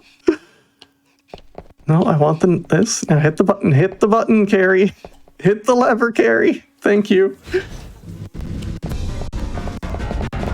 Why didn't the door open? There it goes. Okay. I'm gonna hit this save right here. And all right. Yeah, feel free to hit that. Yeah, after the save here, we're just going to take a tiny little break just to check on some technical things here, and we will be right back in just...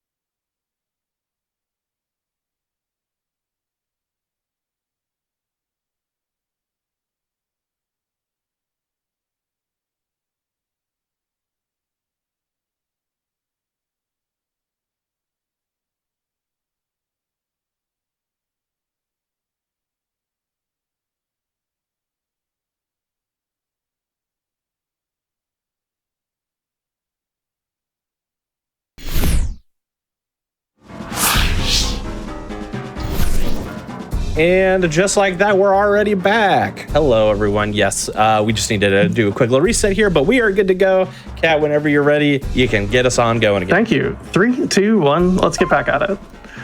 Woo! All right. Sorry about that break. Thank you. I needed to pick my nose vigorously and didn't want to do that on camera. So that is the reason for the break.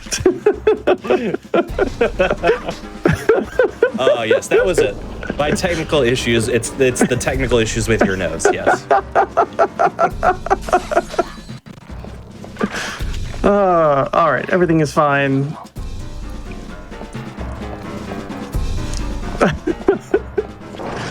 All right, so we're up on the right side here. We are running rapidly out of things that we need to collect, which is kind of exciting for me and less exciting for the show.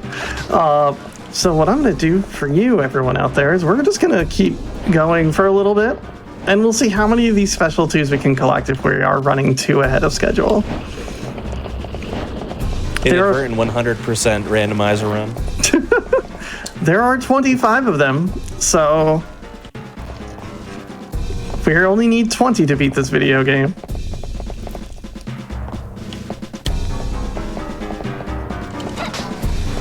What do we got? Because if this probably goes when we finish this area, oh, bomb skeleton, hello. Ow. We'll probably reconnect to an area we've already been to. So there are 2 zones in this game where the path splits based on who you're playing as. It is the villa is the first one, and the other one is the castle center. The villa, you jump into the coffin, and depending on who you're playing as, it sends you to a different zone. But in the randomizer, depending on what time of day it is in the game, it changes where you go. So if you exit during the day, you'll go to one place, and if you exit during the night, you'll go to the other. And that's what those sun and moon cards are for, is to change the time of day. The vanilla game really never did much with the time of day stuff. So the randomizer went a little step further and removed it from the doors, because that's the worst way to use it, and made it, like, do something mechanically in one spot. For those of you that played Legacy of Darkness, day and night cards were absurd. One specific stage that you needed like 20 of them to get through. Welcome to one of the checks of all time. That ledge right here. Oh. We are not even going to entertain jumping back. We are just going to warp back here.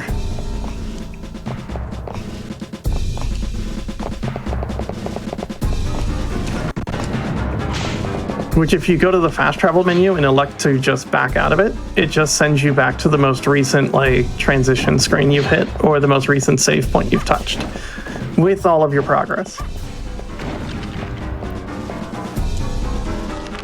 We're going to eat a little chicken.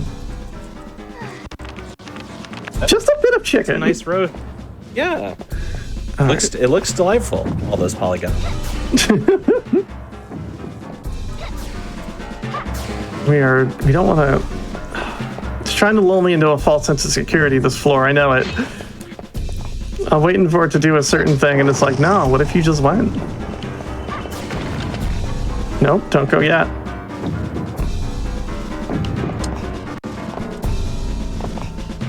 Now these stairs turn on you.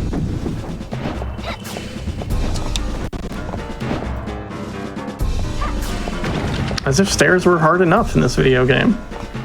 Yeah, if the jumping wasn't difficult. This is one of the doors that only opens at night. But whatever. That's turned off in rando. Now Dracula's going to talk to us. I'm going to let this cutscene play a little so we can hear like a line of Dracula's dialogue. And I want those of you playing the home game to tell me what other Castlevania game you've heard this voice in.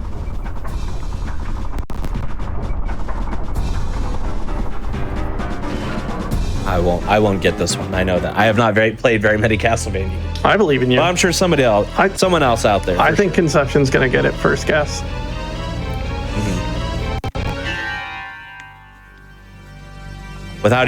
Before even hearing, I'm just going to guess Symphony of the Night because that's the one that I've heard of the most. That is a good guess. It is noted. That is noted. Okay. There he is. Boomer Dracula. Miserable worm. Upstart weakling. Okay, that's enough. You've heard enough. Those of you playing the home game, name that tune.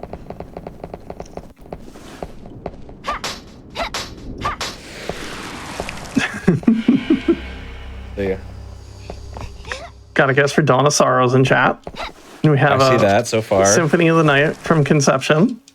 Yeah, sure. Rondo of Blood, Dawn of Sorrow. Please stop turning in circles me. Thank you. The Sorrow Games, plural. The thing is, like, more than one of you can probably be correct, and I don't actually know. That is Alucard's voice actor from Symphony of the Night. Hey! I did it! That is, I'm interested in this man himself. I did it. Well, now we're back here. This is your reward. Yay! Well, more of a punishment for you than anything, probably, but... Let's see how quickly we can dash through here, because we don't need to do anything. Harmony of Despair, I guess, is technically correct. Because Alucard says things in that game. And it is, well, that's Dawn of Sorrow Alucard. So I guess all the Dawn games might be correct, too. Or the Sorrow games. Everyone's a winner. Okay. Thanks for playing. We all won! Best kind of trivia where there is no wrong answer. That's what Robert Belgard, I think his name is. Famous for voicing Alucard in Symphony of the Night. And ends up voicing Alucard in like fan projects also. He is so happy to reprise his role of Alucard in things. And from what I understand, quite a delightful person.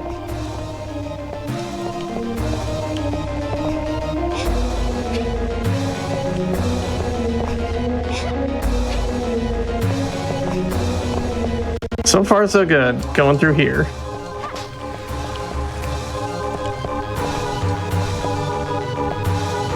Well, I feel like I'm in the wrong direction. That's fine.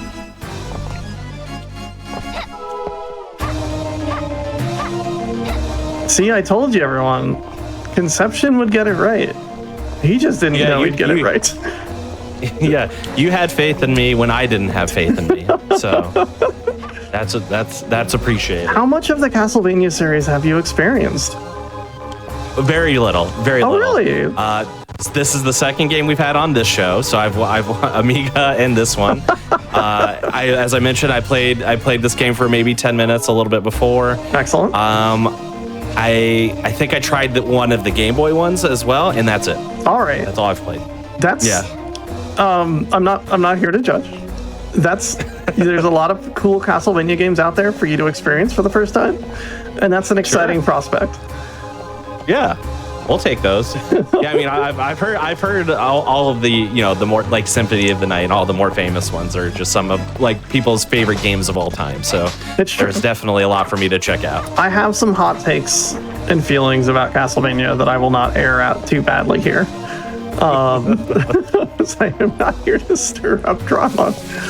Mostly that I think Iga made the same game repeatedly after Symphony of the Night, and Castlevania suffered because of it. 6 items remaining. Oh, right, the archives. This is where we were trying to get back to. There's a few things we need to check in here. Because like stuff like this, there was a canceled Dreamcast game, which feels very much so like a sequel to this in ways. As well as one of the Game Boy games was made non-canon.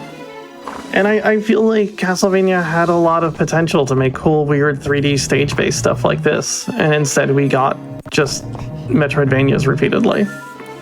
And they're good, though, is the thing. Like, they're all good. But, you know, at some point, you're like, I've played this game. Yeah, a little innovation.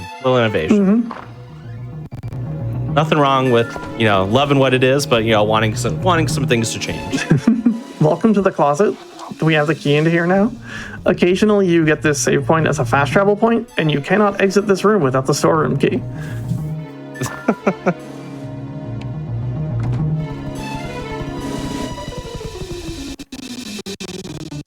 I think we have the archives key. Hey, they rebuilt the table. It's back.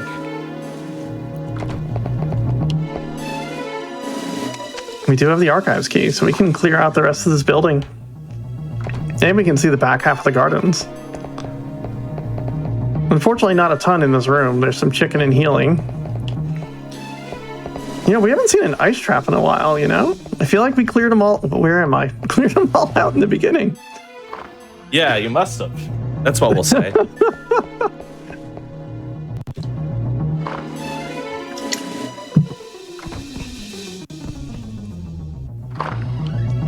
And may I inquire, so what our timer is currently at? Yes, we are currently looking at about 128. Oh, that's exciting. Okay, cool. I can work with that. All right, beautiful. We are in cleanup mode in the rando. We just need to find our way to a few more special twos. We haven't even seen a clock tower yet with our eyes. Nor the Tower of Execution.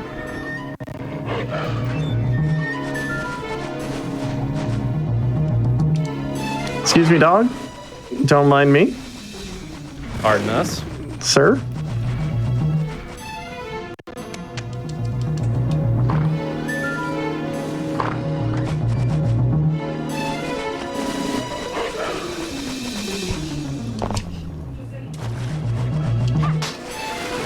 Nice. One of these days, I'm going to stop picking up the items I don't need, and then I'm going to get really fast at this game. Like, every time I see money or, like, sub-weapons I don't want.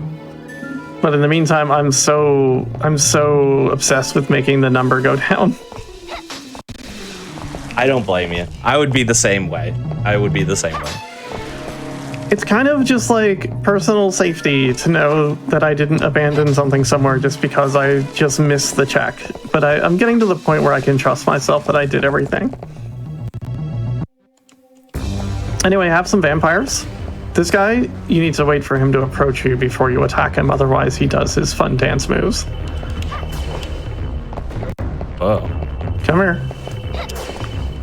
Don't go up there. No, I said don't go up there. All right. Yeah.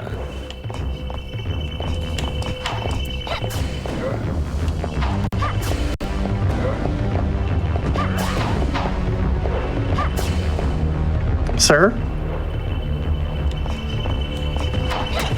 Hey, no biting. No biting. No, we don't want that. So that move is how you get turned into a vampire. It's not that bad.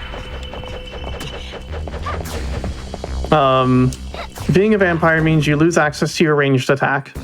And now the girl gets up and it's also a vampire, surprise. You lose access to your ranged attack, and if the clock strikes midnight while you have vampirism, you will become a vampire and your game will be over. So just don't let it become midnight. Easy.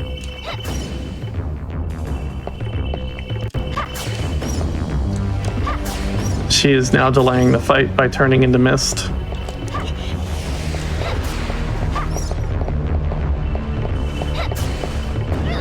And the thing is, when she summons a bat, our little magic fireball likes to follow the bat instead of her for a while. Okay, so it is daytime right now. So we're going to go in this coffin and see what happens when we enter it during the day.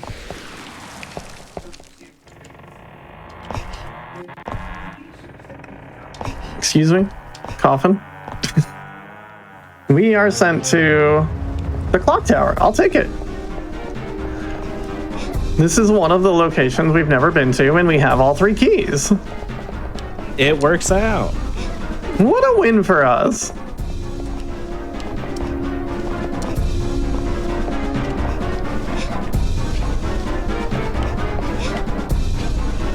All right, so there's a few items in the front. The clock tower's broken up into three rooms. I like to call them just the front, middle, and the back. Nothing too fancy. We're gonna get that, which also another spot I would have never checked when I played this vanilla game.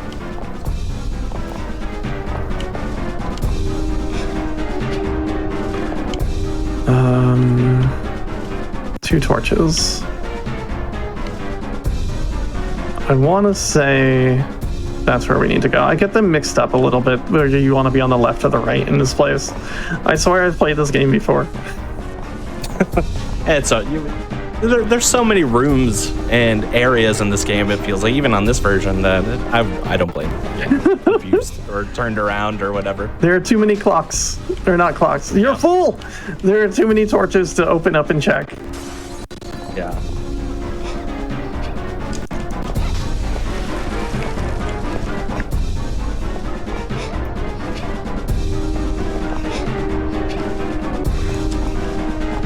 Hey, just this box, which is something that like Reinhardt basically can't hit. He can technically, but it is so absurdly difficult. So that's our 20th special too. As you heard the Dracula make a grunt noise. Dracula is now vulnerable. We can enter his room and we can fight him at a moment's notice. If we're at an hour and 30 right now, it may be too early to fight Dracula. All right. Yeah, you feel free to go for it if you want to. Yeah, whatever works for you. All right. We're going to go beat up Dracula. Woo! Welcome to the castle. Thanks to having 20 of the 24 special 2s, or 20 of the 25, we can enter his room. We don't have our 3rd level of attack, but that's fine. Welcome to Dracula. First, he has 3 forms. This I like to lovingly refer to him as Boomer Dracula, because he's old. I'm old too, so right. You know how it goes. I get that too, yeah. Same here. I get to turn 40 in a few months. I'm not quite there, but I'm not terribly far away. I'm ready. I'm excited and ready. I'm ready. Yeah. When someone asks me to do something, I'll just be like, I'm 40. I can't do that. Yeah. And they'll be like, understand. We'll have a nice day. Okay, Grandma.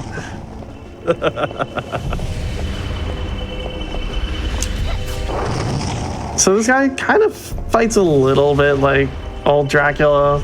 Not really. You do need to sort of jump when you hit him, otherwise it doesn't quite hit him. You have to hit him in the face. He's fine. All right. He is a load-bearing Dracula. He explodes, and the tower starts to collapse.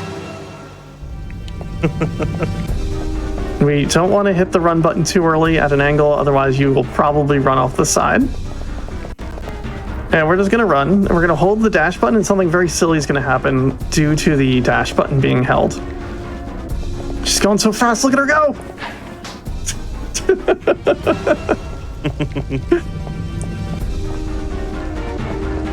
There are options. There's a question in chat about the bad ending and the randomizer. You can add options to get to the bad ending if you like. I turned that off. Now a small child on a horse has shown up, and turns out it's Dracula. Malice was Dracula all along. We helped him get out of the garden, and now here he is. the true Lord of Darkness. He's not very difficult still. Also, we have a mountain of roast beef that's going to help us fight him. A mountain. Basically, literally. Yes. Where is he teleporting to? Well, we're going to heal so we don't become dead.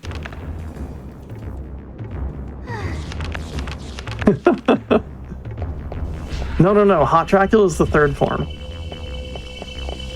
Don't worry, chat. We'll get there.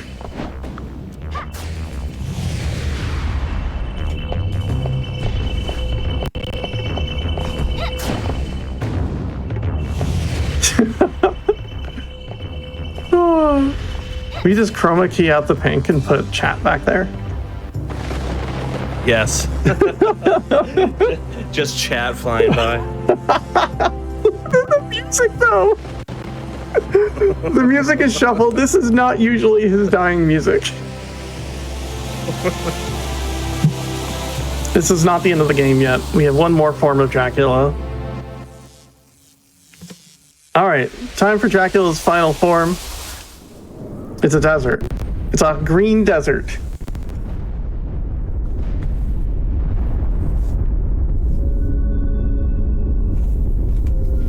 You can skip this cutscene, but I'm busy brushing my hair.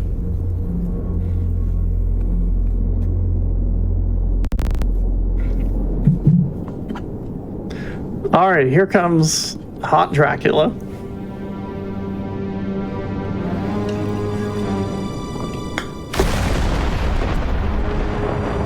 Here we go. Oh no, he's hot.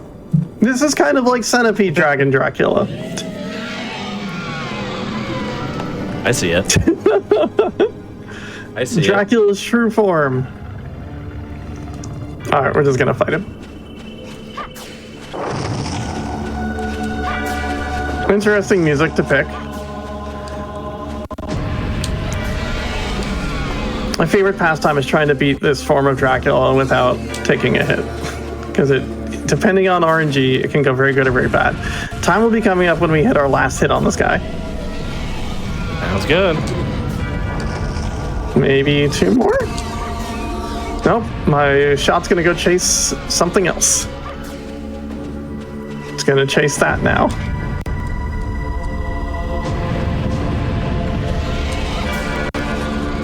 One more. And that's time.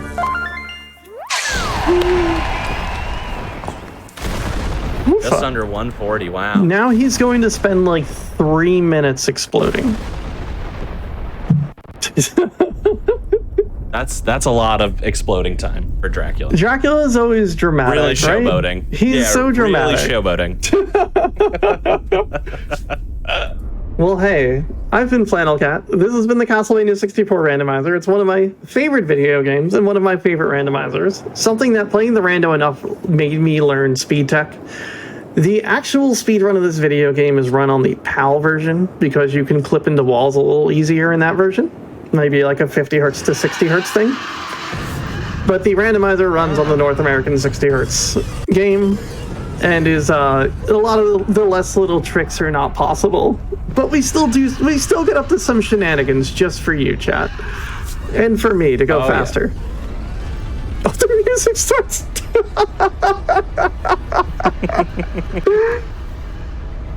Oh my gosh. Great time for the music to start. But yeah. I run this occasionally. If you want to see more of that, maybe consider checking me out. I don't really do anything in particular. I just kind of stream whatever my mind feels like streaming on any given day. I want to make a big shout out to Conception for once again allowing me on this show and to cause small problems. You are always welcome to cause problems on the show. Thank you. I love doing that. And I also want to give a shout out to Liquid Cat, the creator of the randomizer. Thank you so much for making one of my favorite pieces of randomizer history. This is so much fun, and I love doing this. Liquid Cat, any relation? No, that's a CAT instead of KAT. Very different. Very different. Got it.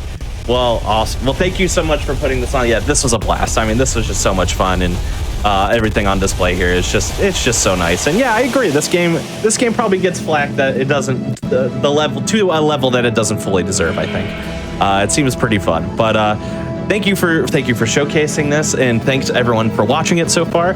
We do have one more run left for tonight, so definitely stick around. But we are going to take a little bit of a break here to get that up and ready. So feel free to get up, stretch, take out however many phases of Dracula you need to.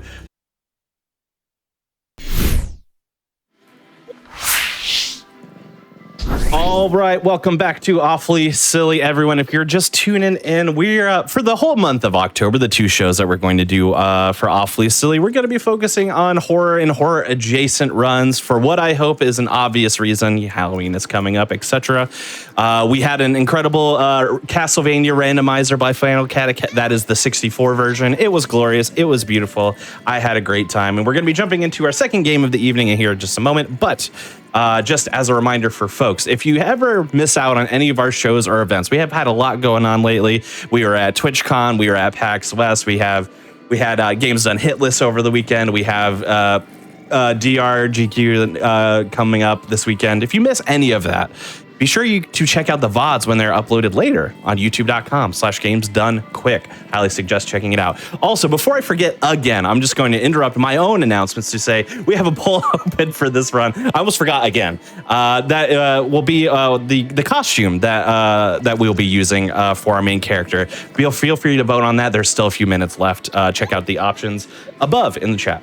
Lastly, as well, your subs, Prime Gaming subs, gift subs, and bits cheered on the GDQ Twitch channel. That is going to help support Games Done Quick Hotfix content. So if you happen to enjoy watching speedruns or any of the other adjacent content we feature on the channel, consider subscribing to get access to emotes, chat with other subscribers during the replays, etc. We'd love to have you. And finally, if you're looking for more Hotfix content, be sure to check out our Season 3 schedule. We're in Season 3 right now. GamesDoneQuick.com/hotfix, and you can get an in-depth look at the runs that will be going on throughout the week. So be sure to check it off. All right, without further ado, we're going to get into another very silly, very goofy horror-related game. This one is newer, though. We had Castlevania. That was an old, awful, silly classic, and this one is going to be on the new side, but I think you're going to enjoy this. This is going to be Gori, Cuddly Carnage, and it's going to be run by Shovel Claws, so the floor is yours. I'd like to apologize first to everyone watching today. I'm sorry you have to see this guy on your screen. We're actually going to go ahead and jump into the run. Whenever I open this game, my PC turns into a bomb approximately 2 hours later because it runs so hot. So we're going to go ahead and get started so I don't explode on GDQ. So time will start in 5, 4, 3, 2, 1, go. All right. This is Gori, Cuddly Carnage, an indie game from last month that released. It is something. It's real special. You'll find out. I'm Shovel Claws. I like running indie games, and I'm joined by Jaxler, who has never seen this game before. I'm sorry. Yeah, hi. Usually my whole thing is like weird stuff that I haven't heard of, but even I haven't heard of this one, which should be alarming. This cat does not look like he fits in this world. Dude, oh my god, we'll talk about it. Oh, this cat, I like to call this game's character design like Evil Stray, because everything just looks, those guys in Stray that like want to kill you because you're a cat and they like eat living things or whatever. I don't know, I haven't played that game. That's like everything in this game except for Gori himself. But yeah, this game is a platformer hack and slash beat 'em up thing. Weirdly enough, I will tell you now that is all I know about this game, because the only level I've played in earnest is this first one, and yeah, we're out of bounds now, by the way. Yeah, I don't know anything about this game. This game is very special, to say the least. It released, I saw it on release day, like, oh, this looks kind of interesting. I played the demo of the game, played the first stage, realized, oh, this game is so not my speed. No, thank you. I'm going to pass on this one. Good luck on release. I checked back a month later. It is this. So you'll get to see whatever this is. If you have questions in the chat, pose them to other people. I won't be able to answer them. But The basics of this game's movement are very simple. For now, we don't have a sprint. The first lot of this game is without a sprint. We're about to get it in like 15, 20 seconds now, but we're skipping a whole lot by going out of bounds. I can talk about this first stage because I actually know what goes on in this first stage, but I will choose not to spare you. But we're coming up on our sprint now, and you'll see that Gori can go like 50 times his speed and jump so much higher than he is. It's like an ant carrying things higher than, like, more than they can actually weigh, except you jump vertically like 50 times your height. It's really absurdly broken and is why this game is such a good speedrun. Yeah, I was gonna say, like, the movement here just looks super fluid, even without this dash. Yeah, no, it's surprisingly good, and is the only reason that I actually chose to learn this game. The other reason is that this game lets you climb things really easily. You wouldn't imagine the scaffolding or this ledge has a collision, or this roof up here does, but this wall might need it, because we're back out of bounds. But yeah, no, this game's movement is why this game is so broken. We're skipping a lot, by the way, in case that wasn't obvious. Look, I know you told me to expect the worst coming into this. This is dope. This is so sick. Yeah, no, this game's actually really cool. It gets way, way cooler later on, actually, when it comes to speedrun tech. But yeah, you can see that this game likes to do the beat 'em up hack and slash thing where it locks you in a room with a bunch of enemies and you can't progress until after you kill all those enemies. We skip basically all of that in the run. There are like 2-3 sections of forced combat that we actually play in a game where the glitchless run for this game is like 3 hours long. Ugh. And the world record for this game is 45 minutes. People run this glitchless? I know, Why? I was surprised too. not yucking people's yum, but like, look at this. Like, Yeah, this is so sick. This is like something I would run. Oh, that's why you have me on couch for this. Yeah, exactly. Yeah. Yeah, so we go out of bounds there to get to this. This is the upgrade station, which is where I will need to know what... Oh, what? This is locked. I did not think that would be locked. Okay, I told you I don't know anything about this game. I just know how to speedrun it. So we're going to get our outfit after this stage then. I lied to the producers. My fault. But we need to get to this upgrade station for later in the stage. Unbelievable. And you'll see why that is once we get to there. But we're going to climb out of bounds again. So I have a question. If you no, I just had a question. We're just backtracking. So this is actually the perfect time. Yeah. So in terms of like, because this is not a beat 'em up run. This is a 3D platform. I know. Yeah. So as far as like the controls for your character go, it like you're on the skateboardy thing, right? Does it control like you're on a skateboard, or does it just control more like a standard 3D platformer character, and it just looks like that visually? It's a weird combination like, of both, I feel like. Yeah, it just seems like you're whipping around all over the place, Yes. and it doesn't like seem super standard 3D movement. So I was kind of curious how that feels. I would say it's kind of like if Jet Set Radio had like controls that people liked. Because I just hold W and That's one way shift of most of putting this run, admittedly, and then jump when I need to. Also, we're skipping a lot here. Don't worry about it. We're into the dumps already. I assumed so. No, this looks normal. No, it's great. So I don't know why we get teleported here, by the way. I lied about knowing stuff about the first stage. Yeah, it's You just popped out of fairly an simple. egg? What is happening? Yeah, don't worry about it. We'll talk about the story in a few minutes, actually, because there's stuff I know. But first, we have to revive the ship. Don't look at me like that. Don't wink. That's so much worse. Ugh. God, terrible. Worse. Oh, we did it twice. I know. Okay. Whew. Womp womp. Womp womp for sure. The game really likes this door. Don't worry about it. Oh, and the big oof sticker on the side. Okay, yeah, I'm on your side with this one. There are so many bad stickers in this ship. It's fine. We'll talk about it. But I don't know what that cutscene's about. But it just zooms in on the door. We have combat now, actually. 6 minutes into a beat 'em up run. So combat in this game is fairly simple. You have a bash and a slash, and we're mostly going to slash things. A tutorial pop up. That's really cool. But the main thing you need to know is that keeping a combo is really important, and the combo right now is really important, at least.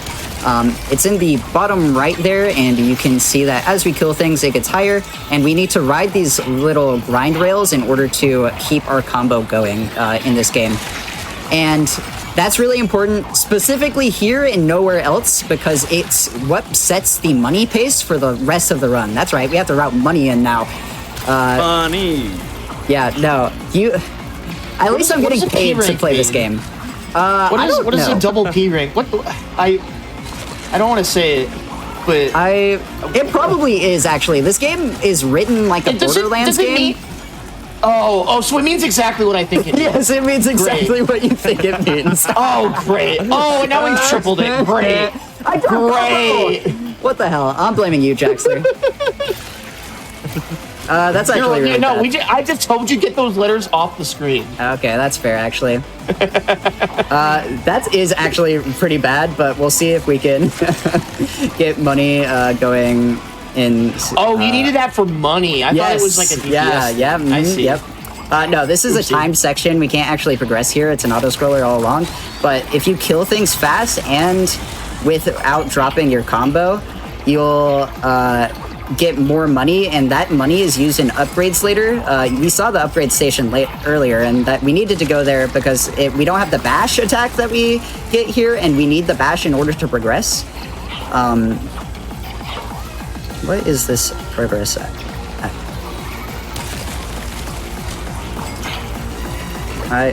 I dropped combo in the cutscene. Oh, this is a nightmare already. Anyways, it's fine. But we needed the bash attack in order to progress there, because there are enemies that are shielded. I'm sorry about this guy. This is the bear in the box. I'm not going to read that second part.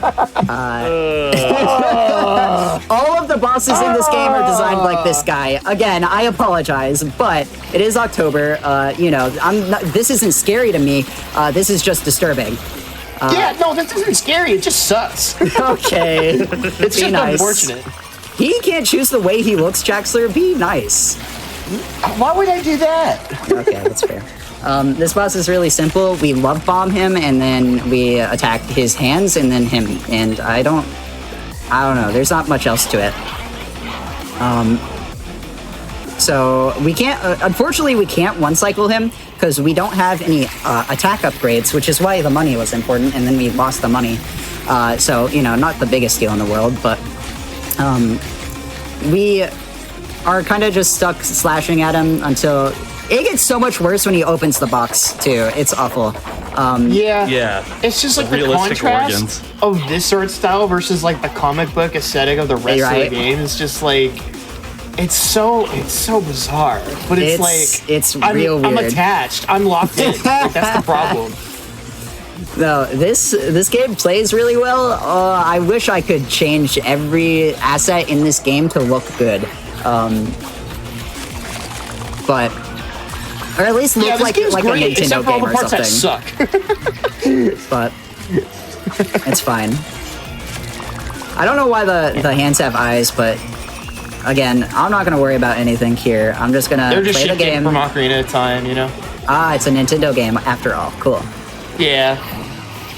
But thankfully, we'll be free of this guy's wrath, misery. I don't know, and we can move on. So I'll see how much I got the money. That's all I need. It's everywhere. I'm a little bit behind. Up. I need a few thousand more, but it shouldn't be that big a deal, realistically. Anyways, now I need to know what costume actually won the poll. It looks like it's rainbow on my screen. Is that correct, Conception? Yeah, I'm checking, but that's what I'm seeing as well. Let's go rainbow. Yeah, we're opening this door with a key we skipped, but the game just opens this anyways. We're getting rainbow here, and we're gonna change outfit. Very nice. Woo. Congrats on looking like a normal character now. My notes aren't. Oh, there's a kawaii costume. I hate this game. Your ass did not. Oh, I didn't include it in the options. Actually, that's fair. Okay, I need 2 slash and 1 fuel. I wish I could tell you what the upgrades actually do. I don't know. but I can tell you what I think they do. Slash upgrades are slash attack damage, and the other upgrade we are supposed to grab, but I'm behind on money, is the fuel upgrade that just increases our fuel meter up in the top right, up to 200% incrementally in bits of 25%, I think. So you'll learn why those are important later. Anyways, so you were talking some about how this game world does not match the character design and some of the other art aesthetics of this game. The reason for that is because the story of this game, or at least what I know of it, because of this 3-minute unskippable cutscene where they just talk back and forth, is that there's a toy revolution.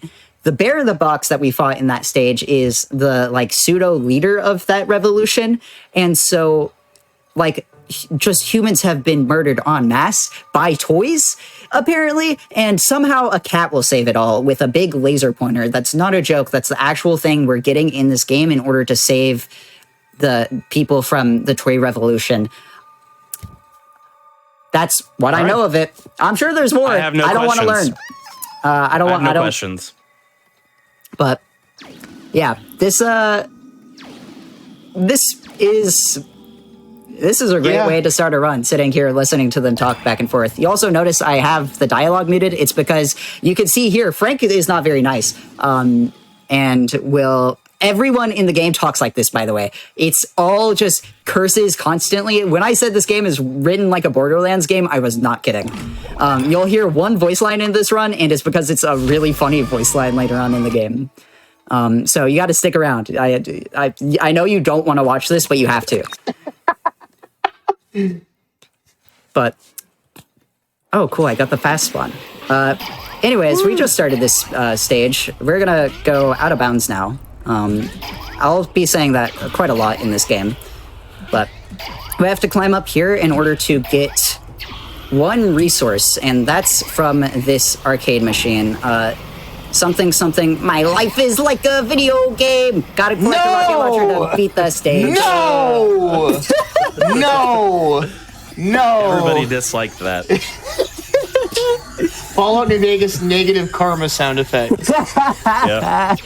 Yeah, so we get a rocket launcher, and then we need this to progress. But you'll notice that we're stuck in the video game world. I'm sure falling in reverse would really like this, but I don't as a speedrunner. And so what we're going to do is wait on a tutorial.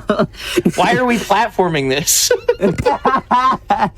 We're waiting on this tutorial, then we're going to return to the hub world in order to get back to this stage, but be able to go back out of bounds. But when we re-enter the stage, you'll notice we have the rocket launcher now. It's under our fuel there. And so we can actually do what we need to do in order to beat the stage. So we're going to load back in and immediately climb back out of bounds. Why do you respawn out of a Kinder Egg? Like, what? I wish I could tell you, man. I don't know. You're going to have to direct your questions elsewhere. I know I'm supposed to be like the instructor for this class. Bro, I lied on the resume.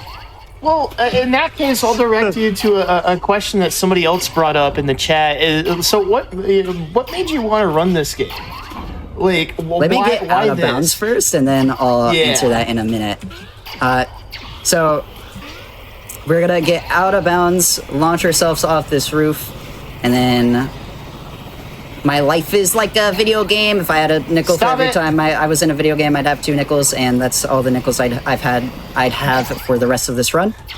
No, don't fall. Okay, I don't know where I'm gonna end up after this. Actually, I think I just have to reload to checkpoint. That's fine. I think we're gonna get another nickel on the whole my life being like a video game thing, unfortunately. That's fine. I've never fallen there. For the day. Oh, well, I lied about the nickels thing. I'm sorry. But well, I can actually talk about why I wanted to run this game now that I'm out of bounds again. And now that my falling in reverse bit is done. Thank God. Don't say thank God. Come on. The reason I wanted to run this game is kind of funny. So, like I said, I saw this game release, and yeah, this game is very not my speed when it comes to playing it normally.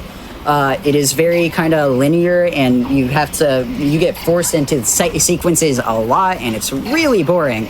At least for me. If you like that kind of stuff, you'll like this game, and I'm sure there's a plethora of people that will. But personally, not my flavor. We have to shoot these eyes, by the way, and that takes us to somewhere, I don't know. And then we can actually take on the boss of this stage. Big arcade machine. I have to hold myself back from saying it again. Jackson will be very upset at me if I say it again. Not just me. Everyone disliked that. I didn't see the chat reaction, but I'm sure they love that joke. And you can't convince me otherwise. But when I said every boss was designed like this, by the way, I wasn't lying. This is just a UFO with a big eye. Anyways, I thought that was a mouth. Well, it's both.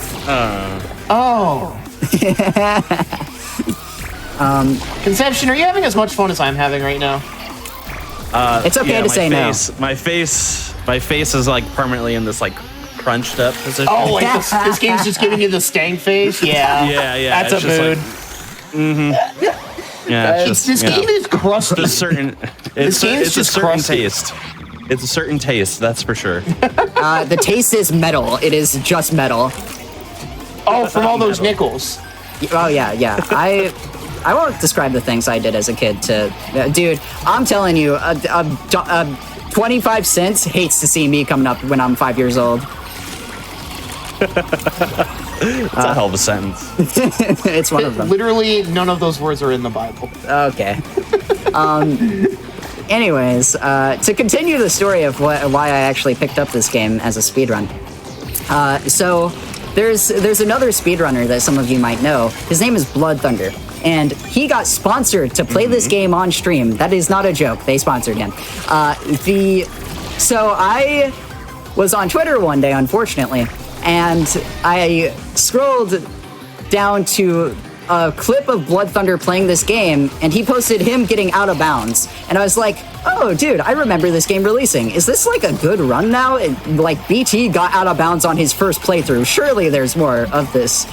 I look, it's a 45-minute run, and it's this. And so I'm like, you know what? I'll buy this game, and I'm going to not play it, but I'm going to learn the speedrun, and it turns out to be kind of sick. So I've just been playing it since. And that was all, 3 weeks ago or something.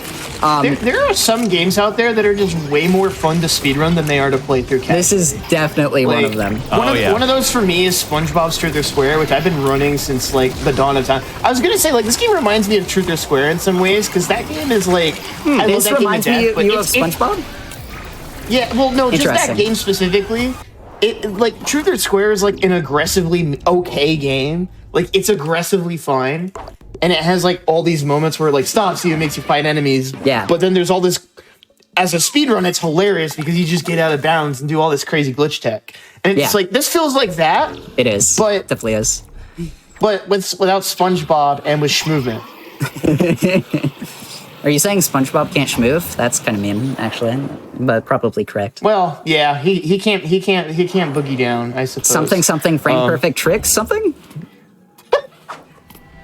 That game doesn't have frame perfect tricks, but that game has no coyote time. That's the frame perfect trick. Awkward. All right, so we're getting this fuel upgrade for. We have 125% fuel now. Oh yeah, as opposed to. The fuel is really important for attack DPS because most of this game is boss fights in reality, and so most of our upgrades go into the attacks, and so we dump a lot into upgrading our DPS. Also, we're coming up on the easiest trick in the run. All you need to do, jump immediately to your left, getting a launch off of the slope. I was going to be so mad if I called that easy and then missed it.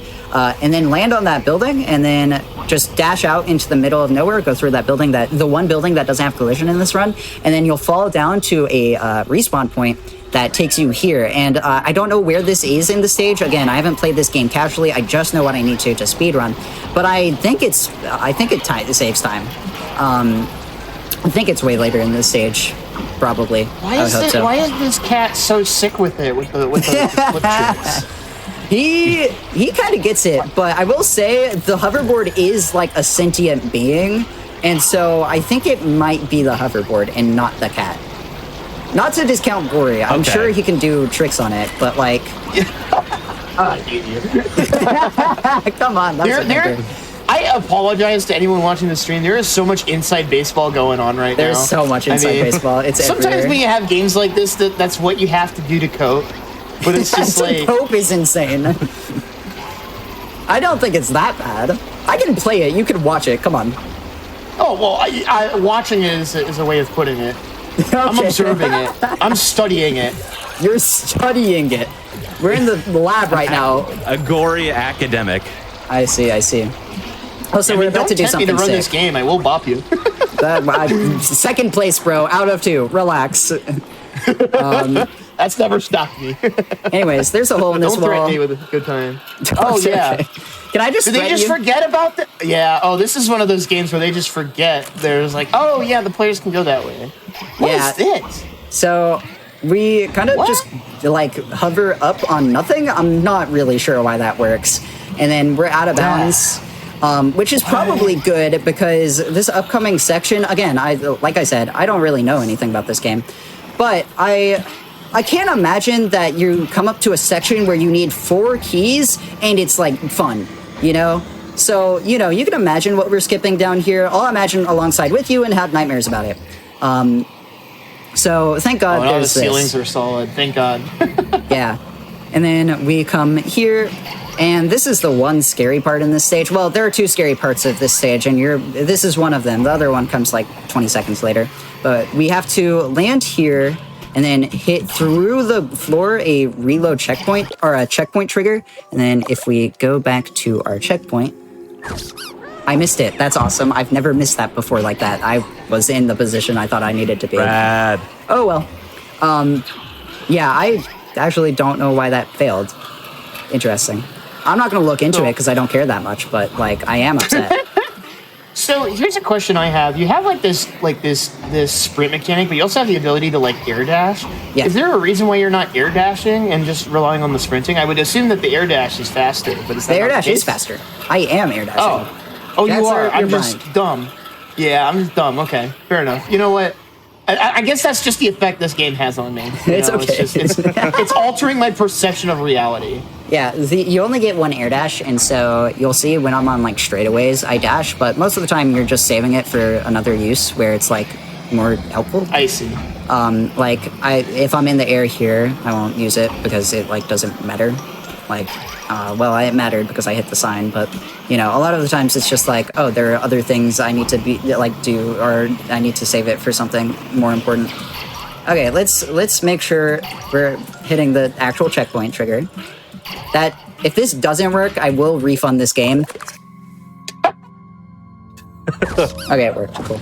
You get to keep my money for now. Anyways, so I said there were 2 scary things in this stage. This is the other one. What is that? I can't answer that, but I don't want to, actually, I think about it. Oh, the Etch-a-Sketch, or? No, the big ladybug thing in the center of the stage. Oh, that! Oh, yeah, okay, I see. Well, don't worry, we'll get more intimate with it in a minute here, but I would prefer not to, but you know what, fair enough. We'll actually pass on that. Yeah, we'll pass. There we go. Well, we have to do it to beat the stage. I'm sorry. Okay, have either of you seen Bug's Life? Unfortunately. Yeah. Kind of looks like I think his name's Francis, the ladybug in Bug's Life. It kind of does. This is like if a Bug's Life were a Shark Tale. You know what I mean? I hate that makes sense.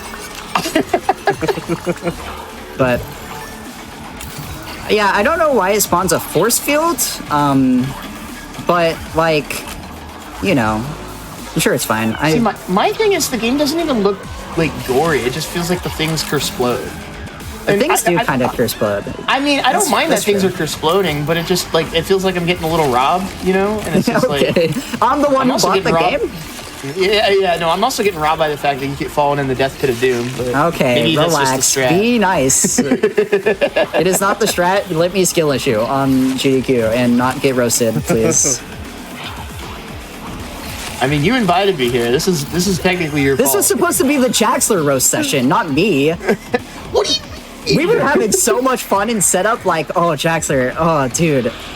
But We're gonna make fun of this guy for running garbage, and then now you know how I feel. I need to shoot one of these. Okay, this guy has a brain under his wings for some reason. We should be able to one-cycle him. I hope we can one-cycle him. That's I not don't how want to see him brains very work. much. Oh, I got hit. That might not actually work now. No, we're fine. Probably. There we go. We're not fine. It's on 0 HP and still alive. That's crazy. Never been less fine. I'm so mad. Zombie. Actually, mode. the zombie, that actually kind of makes sense. I just understand it sucks. now. It died not when your it fault, hit it's the again. game's Oh fault. my god, that's incredible. I'm so mad, actually. Anyways, we're done with that stage finally. Thank God. I don't And want to back see into that the thing. Kinder Egg. Back into the Kinder Egg.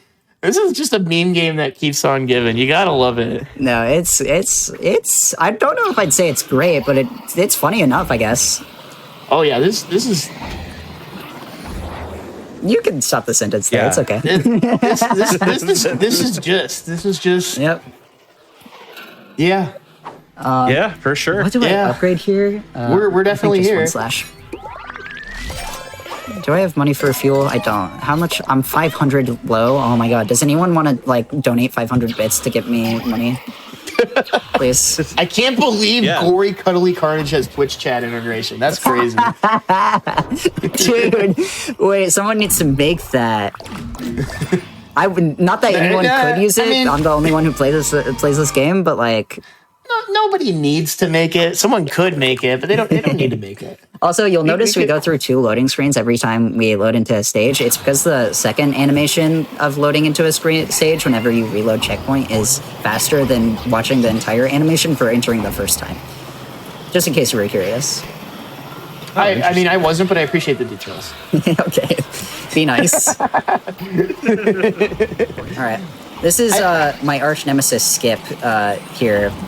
We'll see how many times I have to attempt it in order to I know actually I'm hit it. dunking on you and dunking on the game, but like all this movement and stuff actually just looks super impressive. I It miss looks it. super fluid. Yeah, no, Well, it's fun actually. I do actually think this game is not that bad. I know it's like kind of heresy to say that on Awfully Silly. This game just kind of looks bad, which is like an art direction thing and not really like the models look fine, but it's like you got a whole ass cat in there, bro. I missed it again. I need to not maximize my distance, right? The other thing too that I saw is like during the loading screen, like you have these like goggles on your face as the cat, and I'm like, is this just Ready Player One, but you're a cat on a hoverboard? Like, you know what I mean? I Like, don't think that's. I get the. I just for some comparison. reason that's my first thought. It's just like, are we putting on the VR headset and we're zooming through right. Carnage? That makes sense. That was actually that. I'm amazed that missed. You'll see what happens when this skip actually works, but this I promise this is actually difficult and not me skill showing that. Yeah, no, hard. it looks really rough because you don't have a lot of visuals to go off of here once Yeah, you no. get far enough away from everything. Yeah, so the thing about this skip is that you don't want to go as far as possible. I fell through the floor.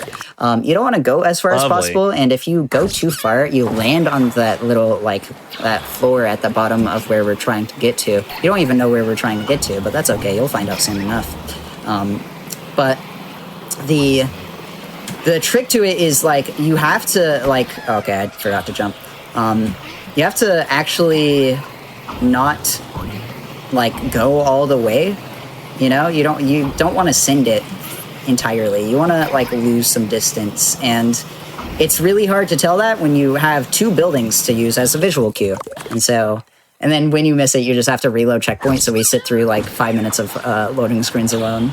It's really great, but that's okay. It literally says "Ready, Set, Kill" in like the box you spawn into. Like, how is this not just Ready Player One? I in this essay I was Okay. Yeah. So what we're trying to do is land here, and if we land there, we can stand on some invisible ground and hit a death plane, and that will teleport us up into where we want to go. Unfortunately, game's rolling me now. This might be a skill issue actually now, but that's okay. I believe. I don't think this gets enough distance, but I've we'll never see. believed harder. Yeah, no, not even close. Womp womp. I hit the wall. What do you want from me, bro? I feel like I had a funny joke, and then I thought about it more, and I realized it wasn't funny, and now I just kind of feel bad. That's like me with like half the things in this game. No, that's real, actually, I think. Oh yeah, did you know this game has a meow button? Okay, that kind of salvages the product for me. Dedicated meow buttons are kind of epic. I'm pressing the meow button, and it's not working, so I think I lied. Nope, it's working now. This might There we make go. it. It was the meow. All I needed was the meow. The meow. Meow tech for real. Meow tech is real. Meow tech. Anyways, this is the boss for this stage. Yeah, you'll see in a second what this guy is like. Say I hi have to Mr. Goldfins, everyone. Like, there are certain parts about the art that is so good, but also certain parts that are just not. This Like, game has for a photo example, mode, like, by the way. In case you want it. Yeah. Yeah. that was literally the best use of photo mode I've ever seen. Ever seen. We That's should why. be One of the able to baby listen. doll heads from Toy Story. Do you know what I mean? Like, Also, this guy game has a hurts German me. accent for some reason. what? Okay, you know what? I give up. And also, retire. I'm sorry, this is the worst part. He becomes a main staple of the cast from now on. Oh, Yes. no, that's not a yes conception. It's a Best no. supporting actor. Yeah, so we save him, we bring him to our ship. I don't know why, but he's just in there now, and he's... Yeah, it's great. He looks happy at the very least. I'm I happy don't know if that that's a he's good happy. thing. Oh, Respectfully, you know. Like, I'm sure you get it to some extent. What do I need here? Right. I need one... how much is this game grenade? feels like it came out in the 2010s. It feels like it should have come out in the 2010s, maybe. This would definitely be like a cult classic on the Xbox 360, you know? Yeah, it's definitely giving Xbox Yeah. Xbox Live Arcade type Dude, of vibes. no. Okay, everyone is like, oh, the Xbox Live Arcade was so cool. It's so bad. No game on there is playable. Except for like in++. Let's be real. Dang. Okay.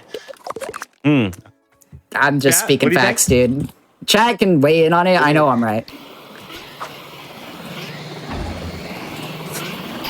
I don't like the silence. I feel like maybe I'm wrong, actually.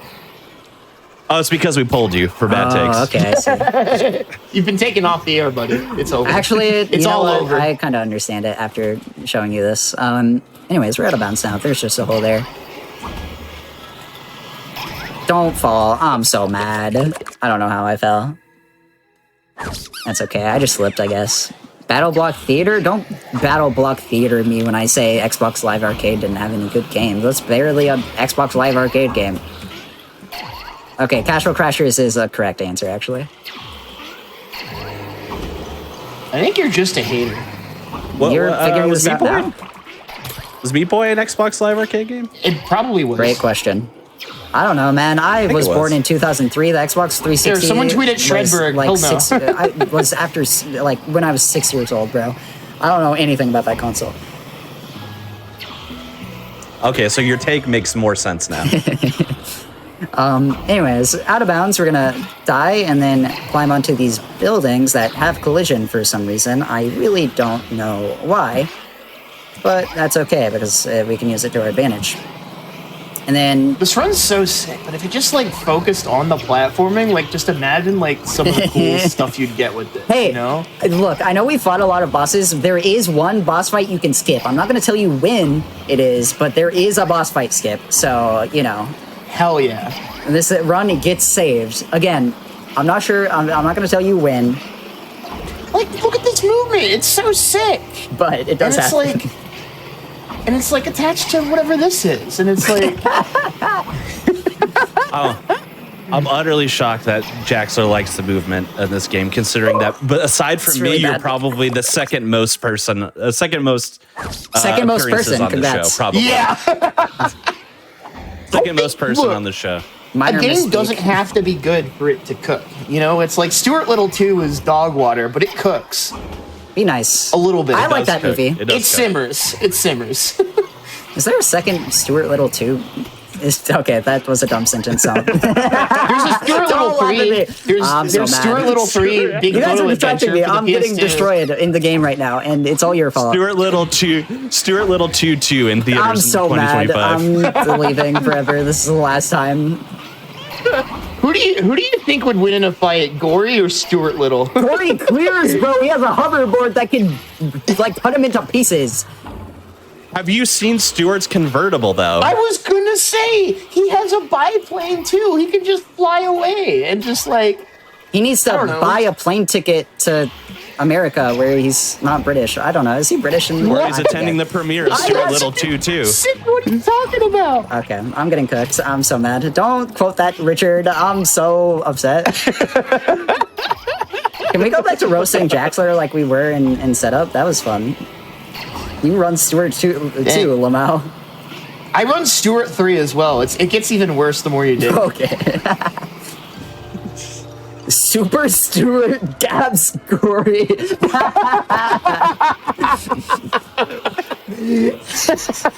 I hate this run, actually. I submitted this to GDQ. I think I'm going to have to email committee after this. I couldn't do this in front of like 70K people, bro. You could No if I'm problem. not on your couch. I'm on committee now. I'll help. I got this. No, Don't worry about wait, it. no. Wait. No, dude, no. No problem, You Colossus, can't no submit this. problem. I submitted this to Oblablock too. You can't put it in the marathon now, dude. Oh, Okay. dude, it's over. I'm cooked, chat. Please go to twitch.tv/shovelclaw/subscribe to save me. Thank you. Anyways, this is the hard jump I failed earlier. We're out of bounds in case you didn't notice that. But this jump sucks. There we go. If you fall here, you just have to reload checkpoint. The checkpoint is all the way at the start of the stage. Oof. It's awful. It is the worst. I don't usually miss it, but when I do, I drink Modelo, I think. That was a Holy dumb joke. Okay. And I thought the Stuart references were bad. Okay, dude. I literally sang Falling in Reverse for this run. Shut up. Yeah, you really did. I respect the hustle, but what did the hustle get you? A couple of nickels? Like, ugh. It's worse, but I missed the skip, and I was going to make the joke, like, way worse. And then, like, I missed the skip, and I just had to let it go, bro. I felt like my backpack Also, had one string left, bro. I'd like to announce as well, we've had some debate in chat over Super Stuart versus Gori. Someone mentioned Stuart Little having the whip, which definitely helps in the matchup. Don't lab out the matchup, bro. Play Stuart an with honest threat character. time clears, apparently. I think it's an underexplored matchup, and it could be as much as like You guys haven't 55-45 considered in that- Stuart's favor. That Gori has a good special, and so, like, when he has his special, it's like, bro, Stuart's over. He just needs to get the special first, you know? You also also- realize that the Stuart cinematic universe has Don't generated hit me with the infinitely more Stuart money cinematic universe, than Gori Cuddly Carnage, right? So it's about the money for you. Okay, I see. I did No, just I'm plug my just saying Twitch Stuart's subscribe got card, actually. Stuart's got that like generational wealth on him. I mean, his family's got a house in New York City. It's pretty hard to compete with that generational wealth, you know?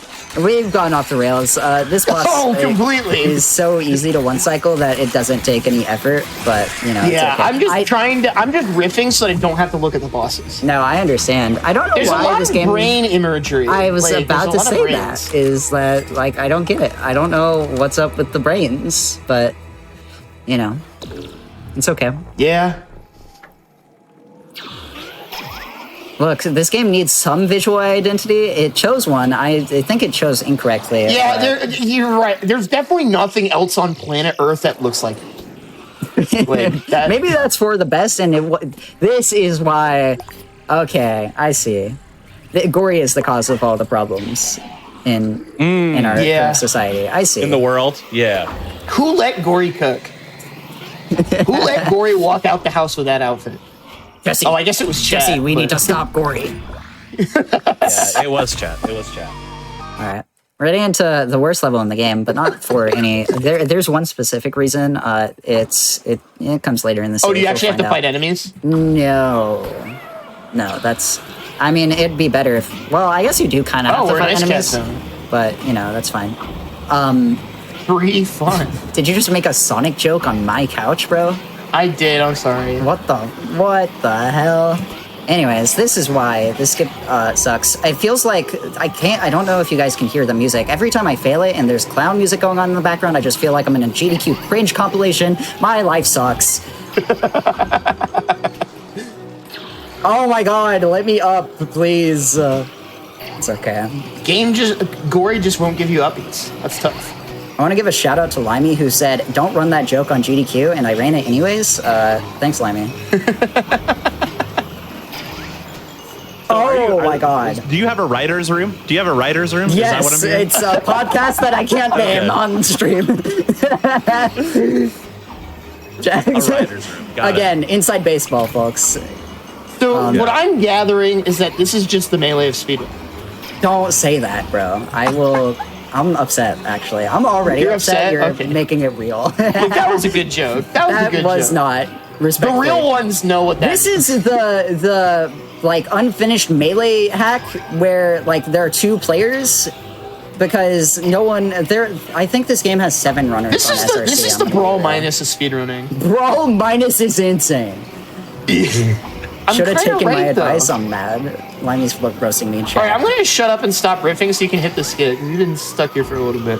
It's fine. I think I know why I'm failing. Oh, here we go. I'm just not locked in. No, I missed it. It's okay. Okay. I believe in you, sort of. There we go. I missed it. I didn't have enough fight. I hedged my bets and it turned out in my favor. Bad news, Jaxler. Oh, okay. I didn't have enough fight. Yeah, so the reason this skip kind of sucks is that, 1, it's a blind, you have to blindly air dash, and it's not very easy. 2, you have to get a slope jump off of the rock there that we're jumping on. There we go. And so that slope jump is really annoying, mostly because it's not very good geometry. Yeah. Also, clown jump scare incoming. Oops. There's an easier alternative, but it's way slower and awful. Yeah, it just popped in for me on the stream. That was... I was prepared for it, but I also wasn't. I gave you a warning, bro. I gave you the YouTube timestamp and still got scared. That's crazy. I can't believe I'm getting farmed on twitch.tv/GamesDoneQuit. You're getting farmed? Dude, this is stealing my valor. What? I'm just pulling cover for you while you cook, supposedly. Speaking of farming, back in bounds. If you all are watching the stream, make sure to support GamesDoneQuit. I hate my Chungus life. We're going feel free to subscribe to support GamesDoneQuick. If you have your Prime sub, use it on GamesDoneQuick because it supports Hotfix. If you want to see more nonsense like this, support the people. Yeah. Tweet out the stream. My job right now? Yeah, I am doing your job right now. You're after my job? I'm just... Look, we all have to bear this burden together, so I'm just trying to make it as easy as possible for you. I'm actually so upset. I did a dumb thing, and then I got back in bounds, and then it's over. It's just cooked. It's fine. It's not that big a deal, but I am upset. I swear I practiced before the run, and every stage went pretty good. Well, it doesn't help. That's how it always goes. Yeah. You are roasting me. It's okay. Yeah, it doesn't help that I'm, making fun of you in front of several hundred people. Yeah, this is all my fault. Making fun of me in front of several hundred people. Respectfully, I've done GDQ runs. Yeah. I was there. You were. I was captain. As was I. It's true. It's okay. I'll hit this skip. I was real fast. Yeah? Yeah. Mm-hmm. It really doesn't help with the clown music, bro. I was being so real. I was being so real. It tilts me so hard when I can't hit it. It literally is just like getting the slope jump is just the worst, unfortunately. There we go. We're back there.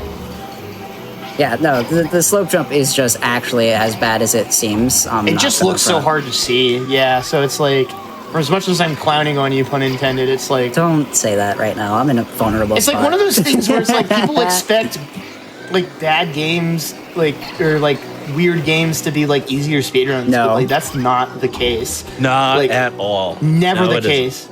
Yeah. Sometimes it's just getting the game to function properly, but also it's like... Oh, this is a great time to say that. Yeah, there's a lot going on in this game. Yeah, in a lot of these weird games. You'll see I'm like being really careful on that prison climb there. The reason for that is that if you go too fast, you'll randomly clip back in bounds and be soft locked, and so you have to like not do that. Anyways, I saved my jump, and so we actually hit the out of bounds now.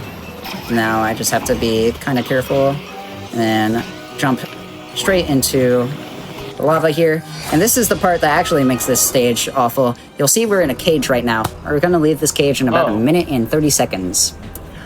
I'm sorry. Oh, so we're just big chillin'. Yeah, no. After all of that, and we're put into a cage. Great. Something. Help. Yeah. That's Okay. That's where that's going. That's where we landed. All right. This is me, if you even care right now. Yeah.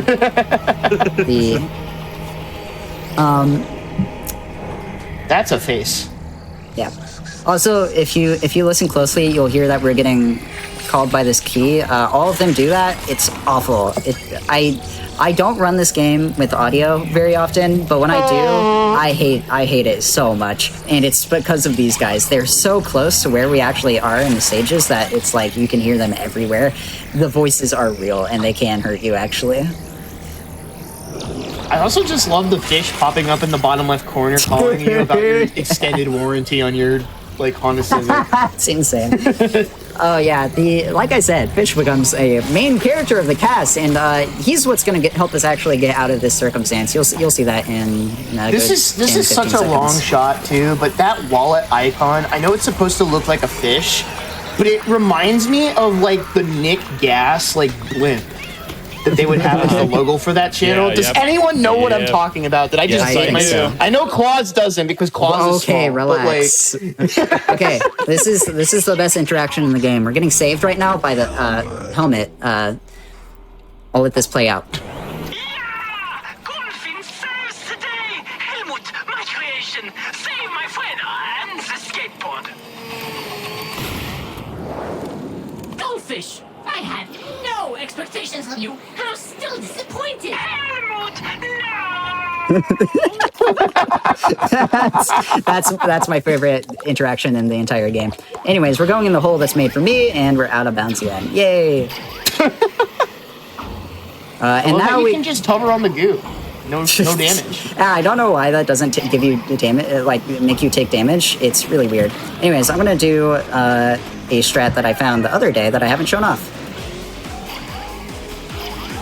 And this is very slightly faster than I think what we used to do, because what we used to do was reload a checkpoint and you can just climb up there. And now we're into the boss. You have to see this guy again. I'm sorry. This is the second reason this stage actually sucks. This fight is awful.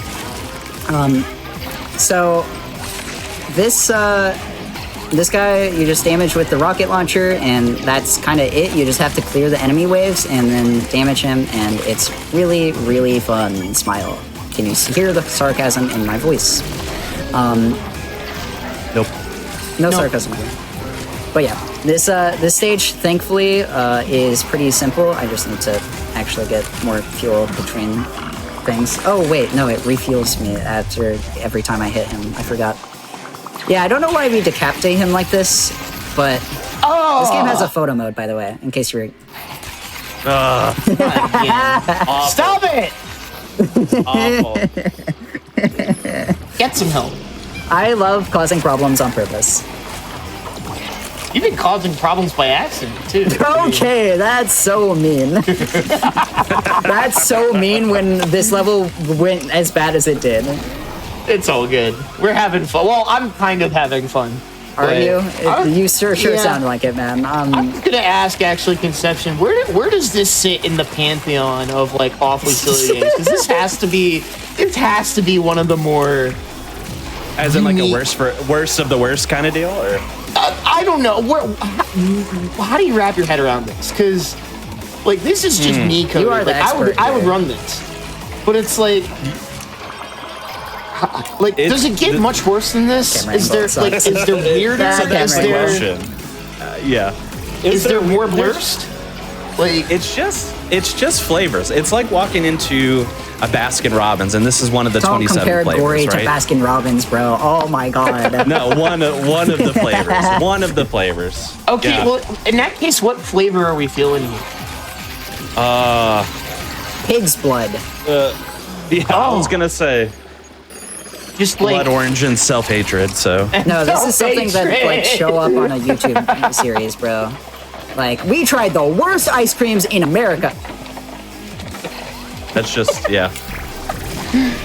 You'd see this on yeah. YouTube Shorts. That's right, I'm clip farming.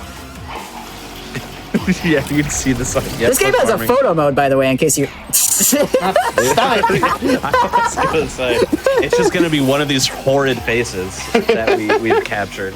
I can't think- believe we're providing Good Faces Bot on Twitter with content for like the next 3 weeks.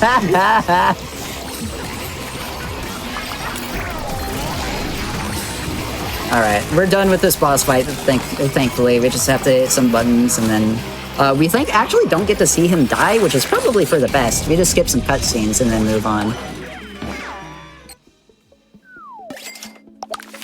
All right.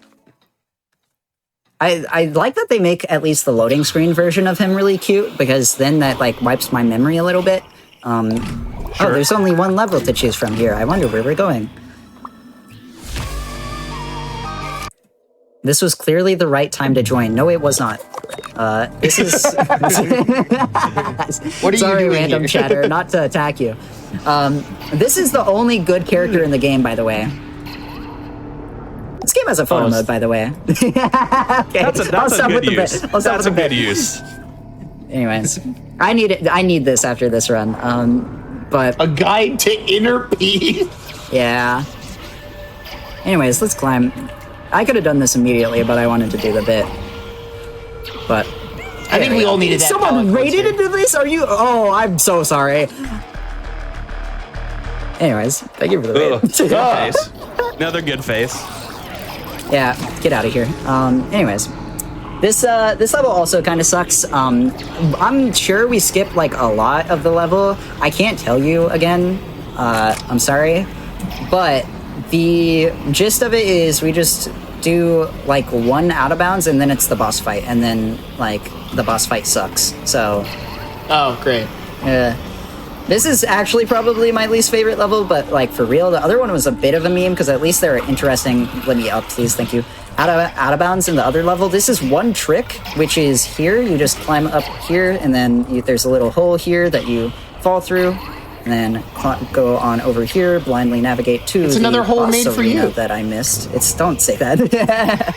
I don't know why I didn't get the boss fight. Actually. Where am I? I don't know where I am. I'm gonna reload checkpoint. That was an interesting way to... Oh, okay, I got the checkpoint. I see. I got the checkpoint outside of the boss fight. I was scared for a second. Anyways, yeah, this is like Gori's inner torment, which is honestly fair. This is inside me, too, after playing this game for as long as I have. And Yeah, heads up. It's the cat with the screaming cat inside of it. yeah, and now there's another screaming cat inside of it, because for some reason that cat eats Gori. There are layers This is here. such a big rib cage. I don't look know. at the size and it of that chases lad. us the entire time trying to eat us again. Like, bro, oh my god. Relax with the eating stuff, please. He's obsessed with you. Oh yeah, it gets way worse later on, actually. It actually isn't that bad, but, you know, it's... Gory There just are be like so many layers to fighting my this, man. demons right now. Oh yeah, this is... You don't think this guy is your demons? This guy that I'm cutting up into millions of bits and pieces? Snipe those two guys, and then, yeah, unfortunately this boss fight sucks because it's not a lot of boss fight and is more of just the rest of the game that you've been playing so far. So you just like go through parkour and kill enemies, and then womp womp. It's chill vibes. It is kind of chill vibes, at least, but it's not like the most amazing boss fight. We're vibing. You could call it that. I hope everyone at home is vibing too. The vibes in this run are rancid. Harshed. So harsh. Sharp as a knife, bro. That's okay. I'm blaming Gori for this one. Blame the ugliest cat in all of video gaming. For a long time, my understanding of this game before it released, because I did hear about this game before it released, believe it or not, is that this was Evil Stray, and it's so much worse than I thought it was, actually. But, yeah. Honestly, it's giving Evil Blinks the Time Sweeper. Dude, you're the second person who has said that to me. I'm so mad. That way more than Stray, even, I would say. Okay, I was like 3 years old when Blinks came out. Question mark. Oh my god. Relax. I'm a zoomer, bro. You can't be bringing these old goofy series up to me, bro. I'm joking. I have a friend who runs Blinks the Time Sweeper. Shout out Miku, my favorite Australian. One of my speedrun friends from the Truth or Square community specifically said that this is just the RoboPlankton boss fight from Truth or Square. I'm just trying not to lose my mind. That's funny. Ow, I got hit because I was yeah, this fight is just kind of like, this is the last fight of the game, by the way. I did say earlier there is one boss fight you could skip. You may notice there are 8 levels in this game. This is the 7th level so far, and I thought he was opening his mouth so I could go in it. A third hole for me. Yay. Sorry.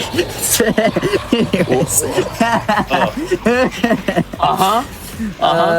Anyways, there are 8 levels in this game. This is the 7th one. You may have noticed we haven't skipped any boss fights. That's right. There's one boss fight skipped in this game. It's at the very last level.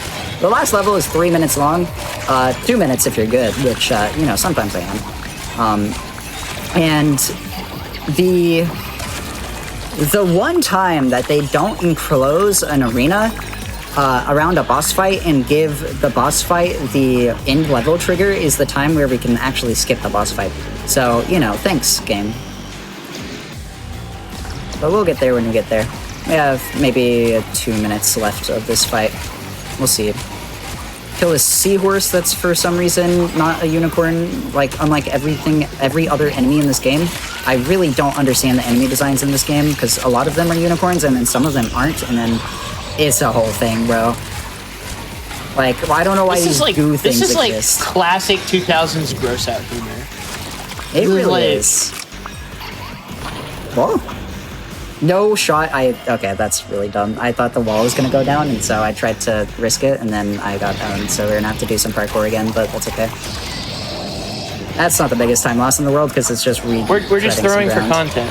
Throwing for content is all I've done this run, bro. Yeah. Don't say yeah to that. You're supposed to be like, no, you're playing so well. I'm fishing for compliments. I'm kidding. Anyways.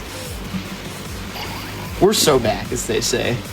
Some are saying this. I think the sum is 1, and it's you, but, Chat is killing me. Someone said this is the video game Gur would make. Oh my god. That's insane. And also so true. Oh my god. You're right, and I hate to say that. I love this community. Right, I love the speedrunning community. Oh my goodness. Alright. We're actually defeating the boss. Why are we like this? God. Hooray! Yay! Die. Alright. Now we're into the last stage. Time is coming up relatively soon. We just have some out of bounds to do, and then that's literally it. Thank God. Gori's nightmare can end. We're back here for some reason. I forgot. Why did you teleport me? Game, please. I don't know why the HUD isn't here anymore. I'm so confused. It's fine, hopefully.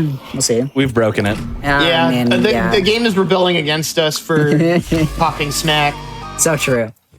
But this is the best level in the game because it's the second shortest one that isn't just a really difficult trick. So All the sound is gone. Awesome. This I said my computer turned into a bomb 2 hours into having this game open. It's happening, chat. All right. Well, Goodbye, everyone. hurry then. It's fine. This run will be over soon. We can all go home soon. It'll be okay, chat. Well, you can. I can't. I got to run in a couple. That's actually true. You do have a run later, and I subjected you to this. I'm such a bad friend. Yeah. All right, this is the final boss. I'm not going to pay any attention to him because we're going to do the one boss fight skip. I jump on this rail and then land here, and we'll be able to jump up out of bounds and on top of these roofs, and boom, boss fight skip. Everyone clap. Thank you. Conception's the real one. All right, and now this is the final chase sequence. This is the tower collapse. Ganon is the last split. Congrats. That was a joke specifically. I'm glad for my you, Jack influence has spread. I've been doing that since I started 8 years ago. Is you always name the last split 8-year-old bit is crazy. Yeah. Is it still funny? No. Kids only die when you let them die. That's true. It's not funny, but you have to respect the culture, so you just do it That's anyway. true. Anyways, this is kind of just like going through all the stages we've gone through. Oh no, we're going back into an arcade machine. My life is like the video game.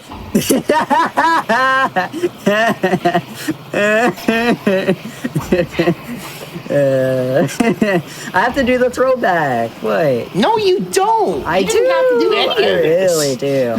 Anyways, yeah. So this has been Gori Cuddly Carnage. Go play this game. Actually, it's pretty fun. If this game looked like it was an interesting speedrun, I learned it the first time I ever played this game. It's that easy. So pick it up. And we're coming up on time here. Once we get to this ship, I'll call it out. This game ends in what I can only describe the best ending is that Gori makes it to the ship. That's time, by the way.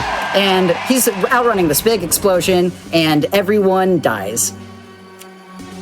The correct ending of this game, realistically. Goodbye, Gori. And what's the mannequin there for? I don't know, man. You're gonna have to ask questions elsewhere. That's been Gori. He's dead now. Congrats, everyone. We did it. We're free! Yay! Yeah, so if you want to check out this game, go play it. It's pretty fun. I'm sorry you had to bear witness to this. Thank you, Jaxer, for joining me. As well. Yeah, despite everything I said over the course of the last hour, this was a lot of fun. Thank you for having me, and thank you, Conception, for having the both of us. Yeah, I appreciate it. Thank you both for being here. I appreciate it. Yeah, this was definitely... And yeah, we're gonna move on. No, I'm just kidding. No, this was it was exactly the neon mess that I expected it to be. So thank you for putting this on, especially with the Castlevania randomizer time shrinking a little bit. I added this last-ish minute, so I appreciate you being able to do that for us. Mm-hmm. But that is going to be the end of Awfully Silly. Any last minute plugs before we get ready for our next show?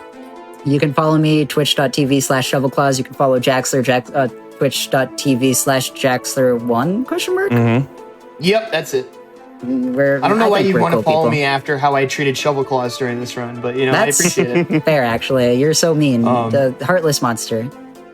But Very fair. Stick around for Express Lane. I'll be second run up. I'll be playing Frog Monster. That's also, an actual good game. The run after this is so cool. We have cool runs. Frog Encore. Check it out. Frogs. There's going to be a lot of cool runs in Express Lane, which is hosted by Oscar, who has been on this show several times. So that there is definitely some crossover in taste there. So be sure to stick around for Express Lane, and you can also catch a replay of this later on tonight after Express Lane is over. So be sure to keep an eye out for that too if you're tuning in late. So appreciate it, everyone. Thanks for watching Awfully Silly. We will see you in 2 weeks for some more horror-themed shenanigans. All right. We'll see you then. Bye-bye.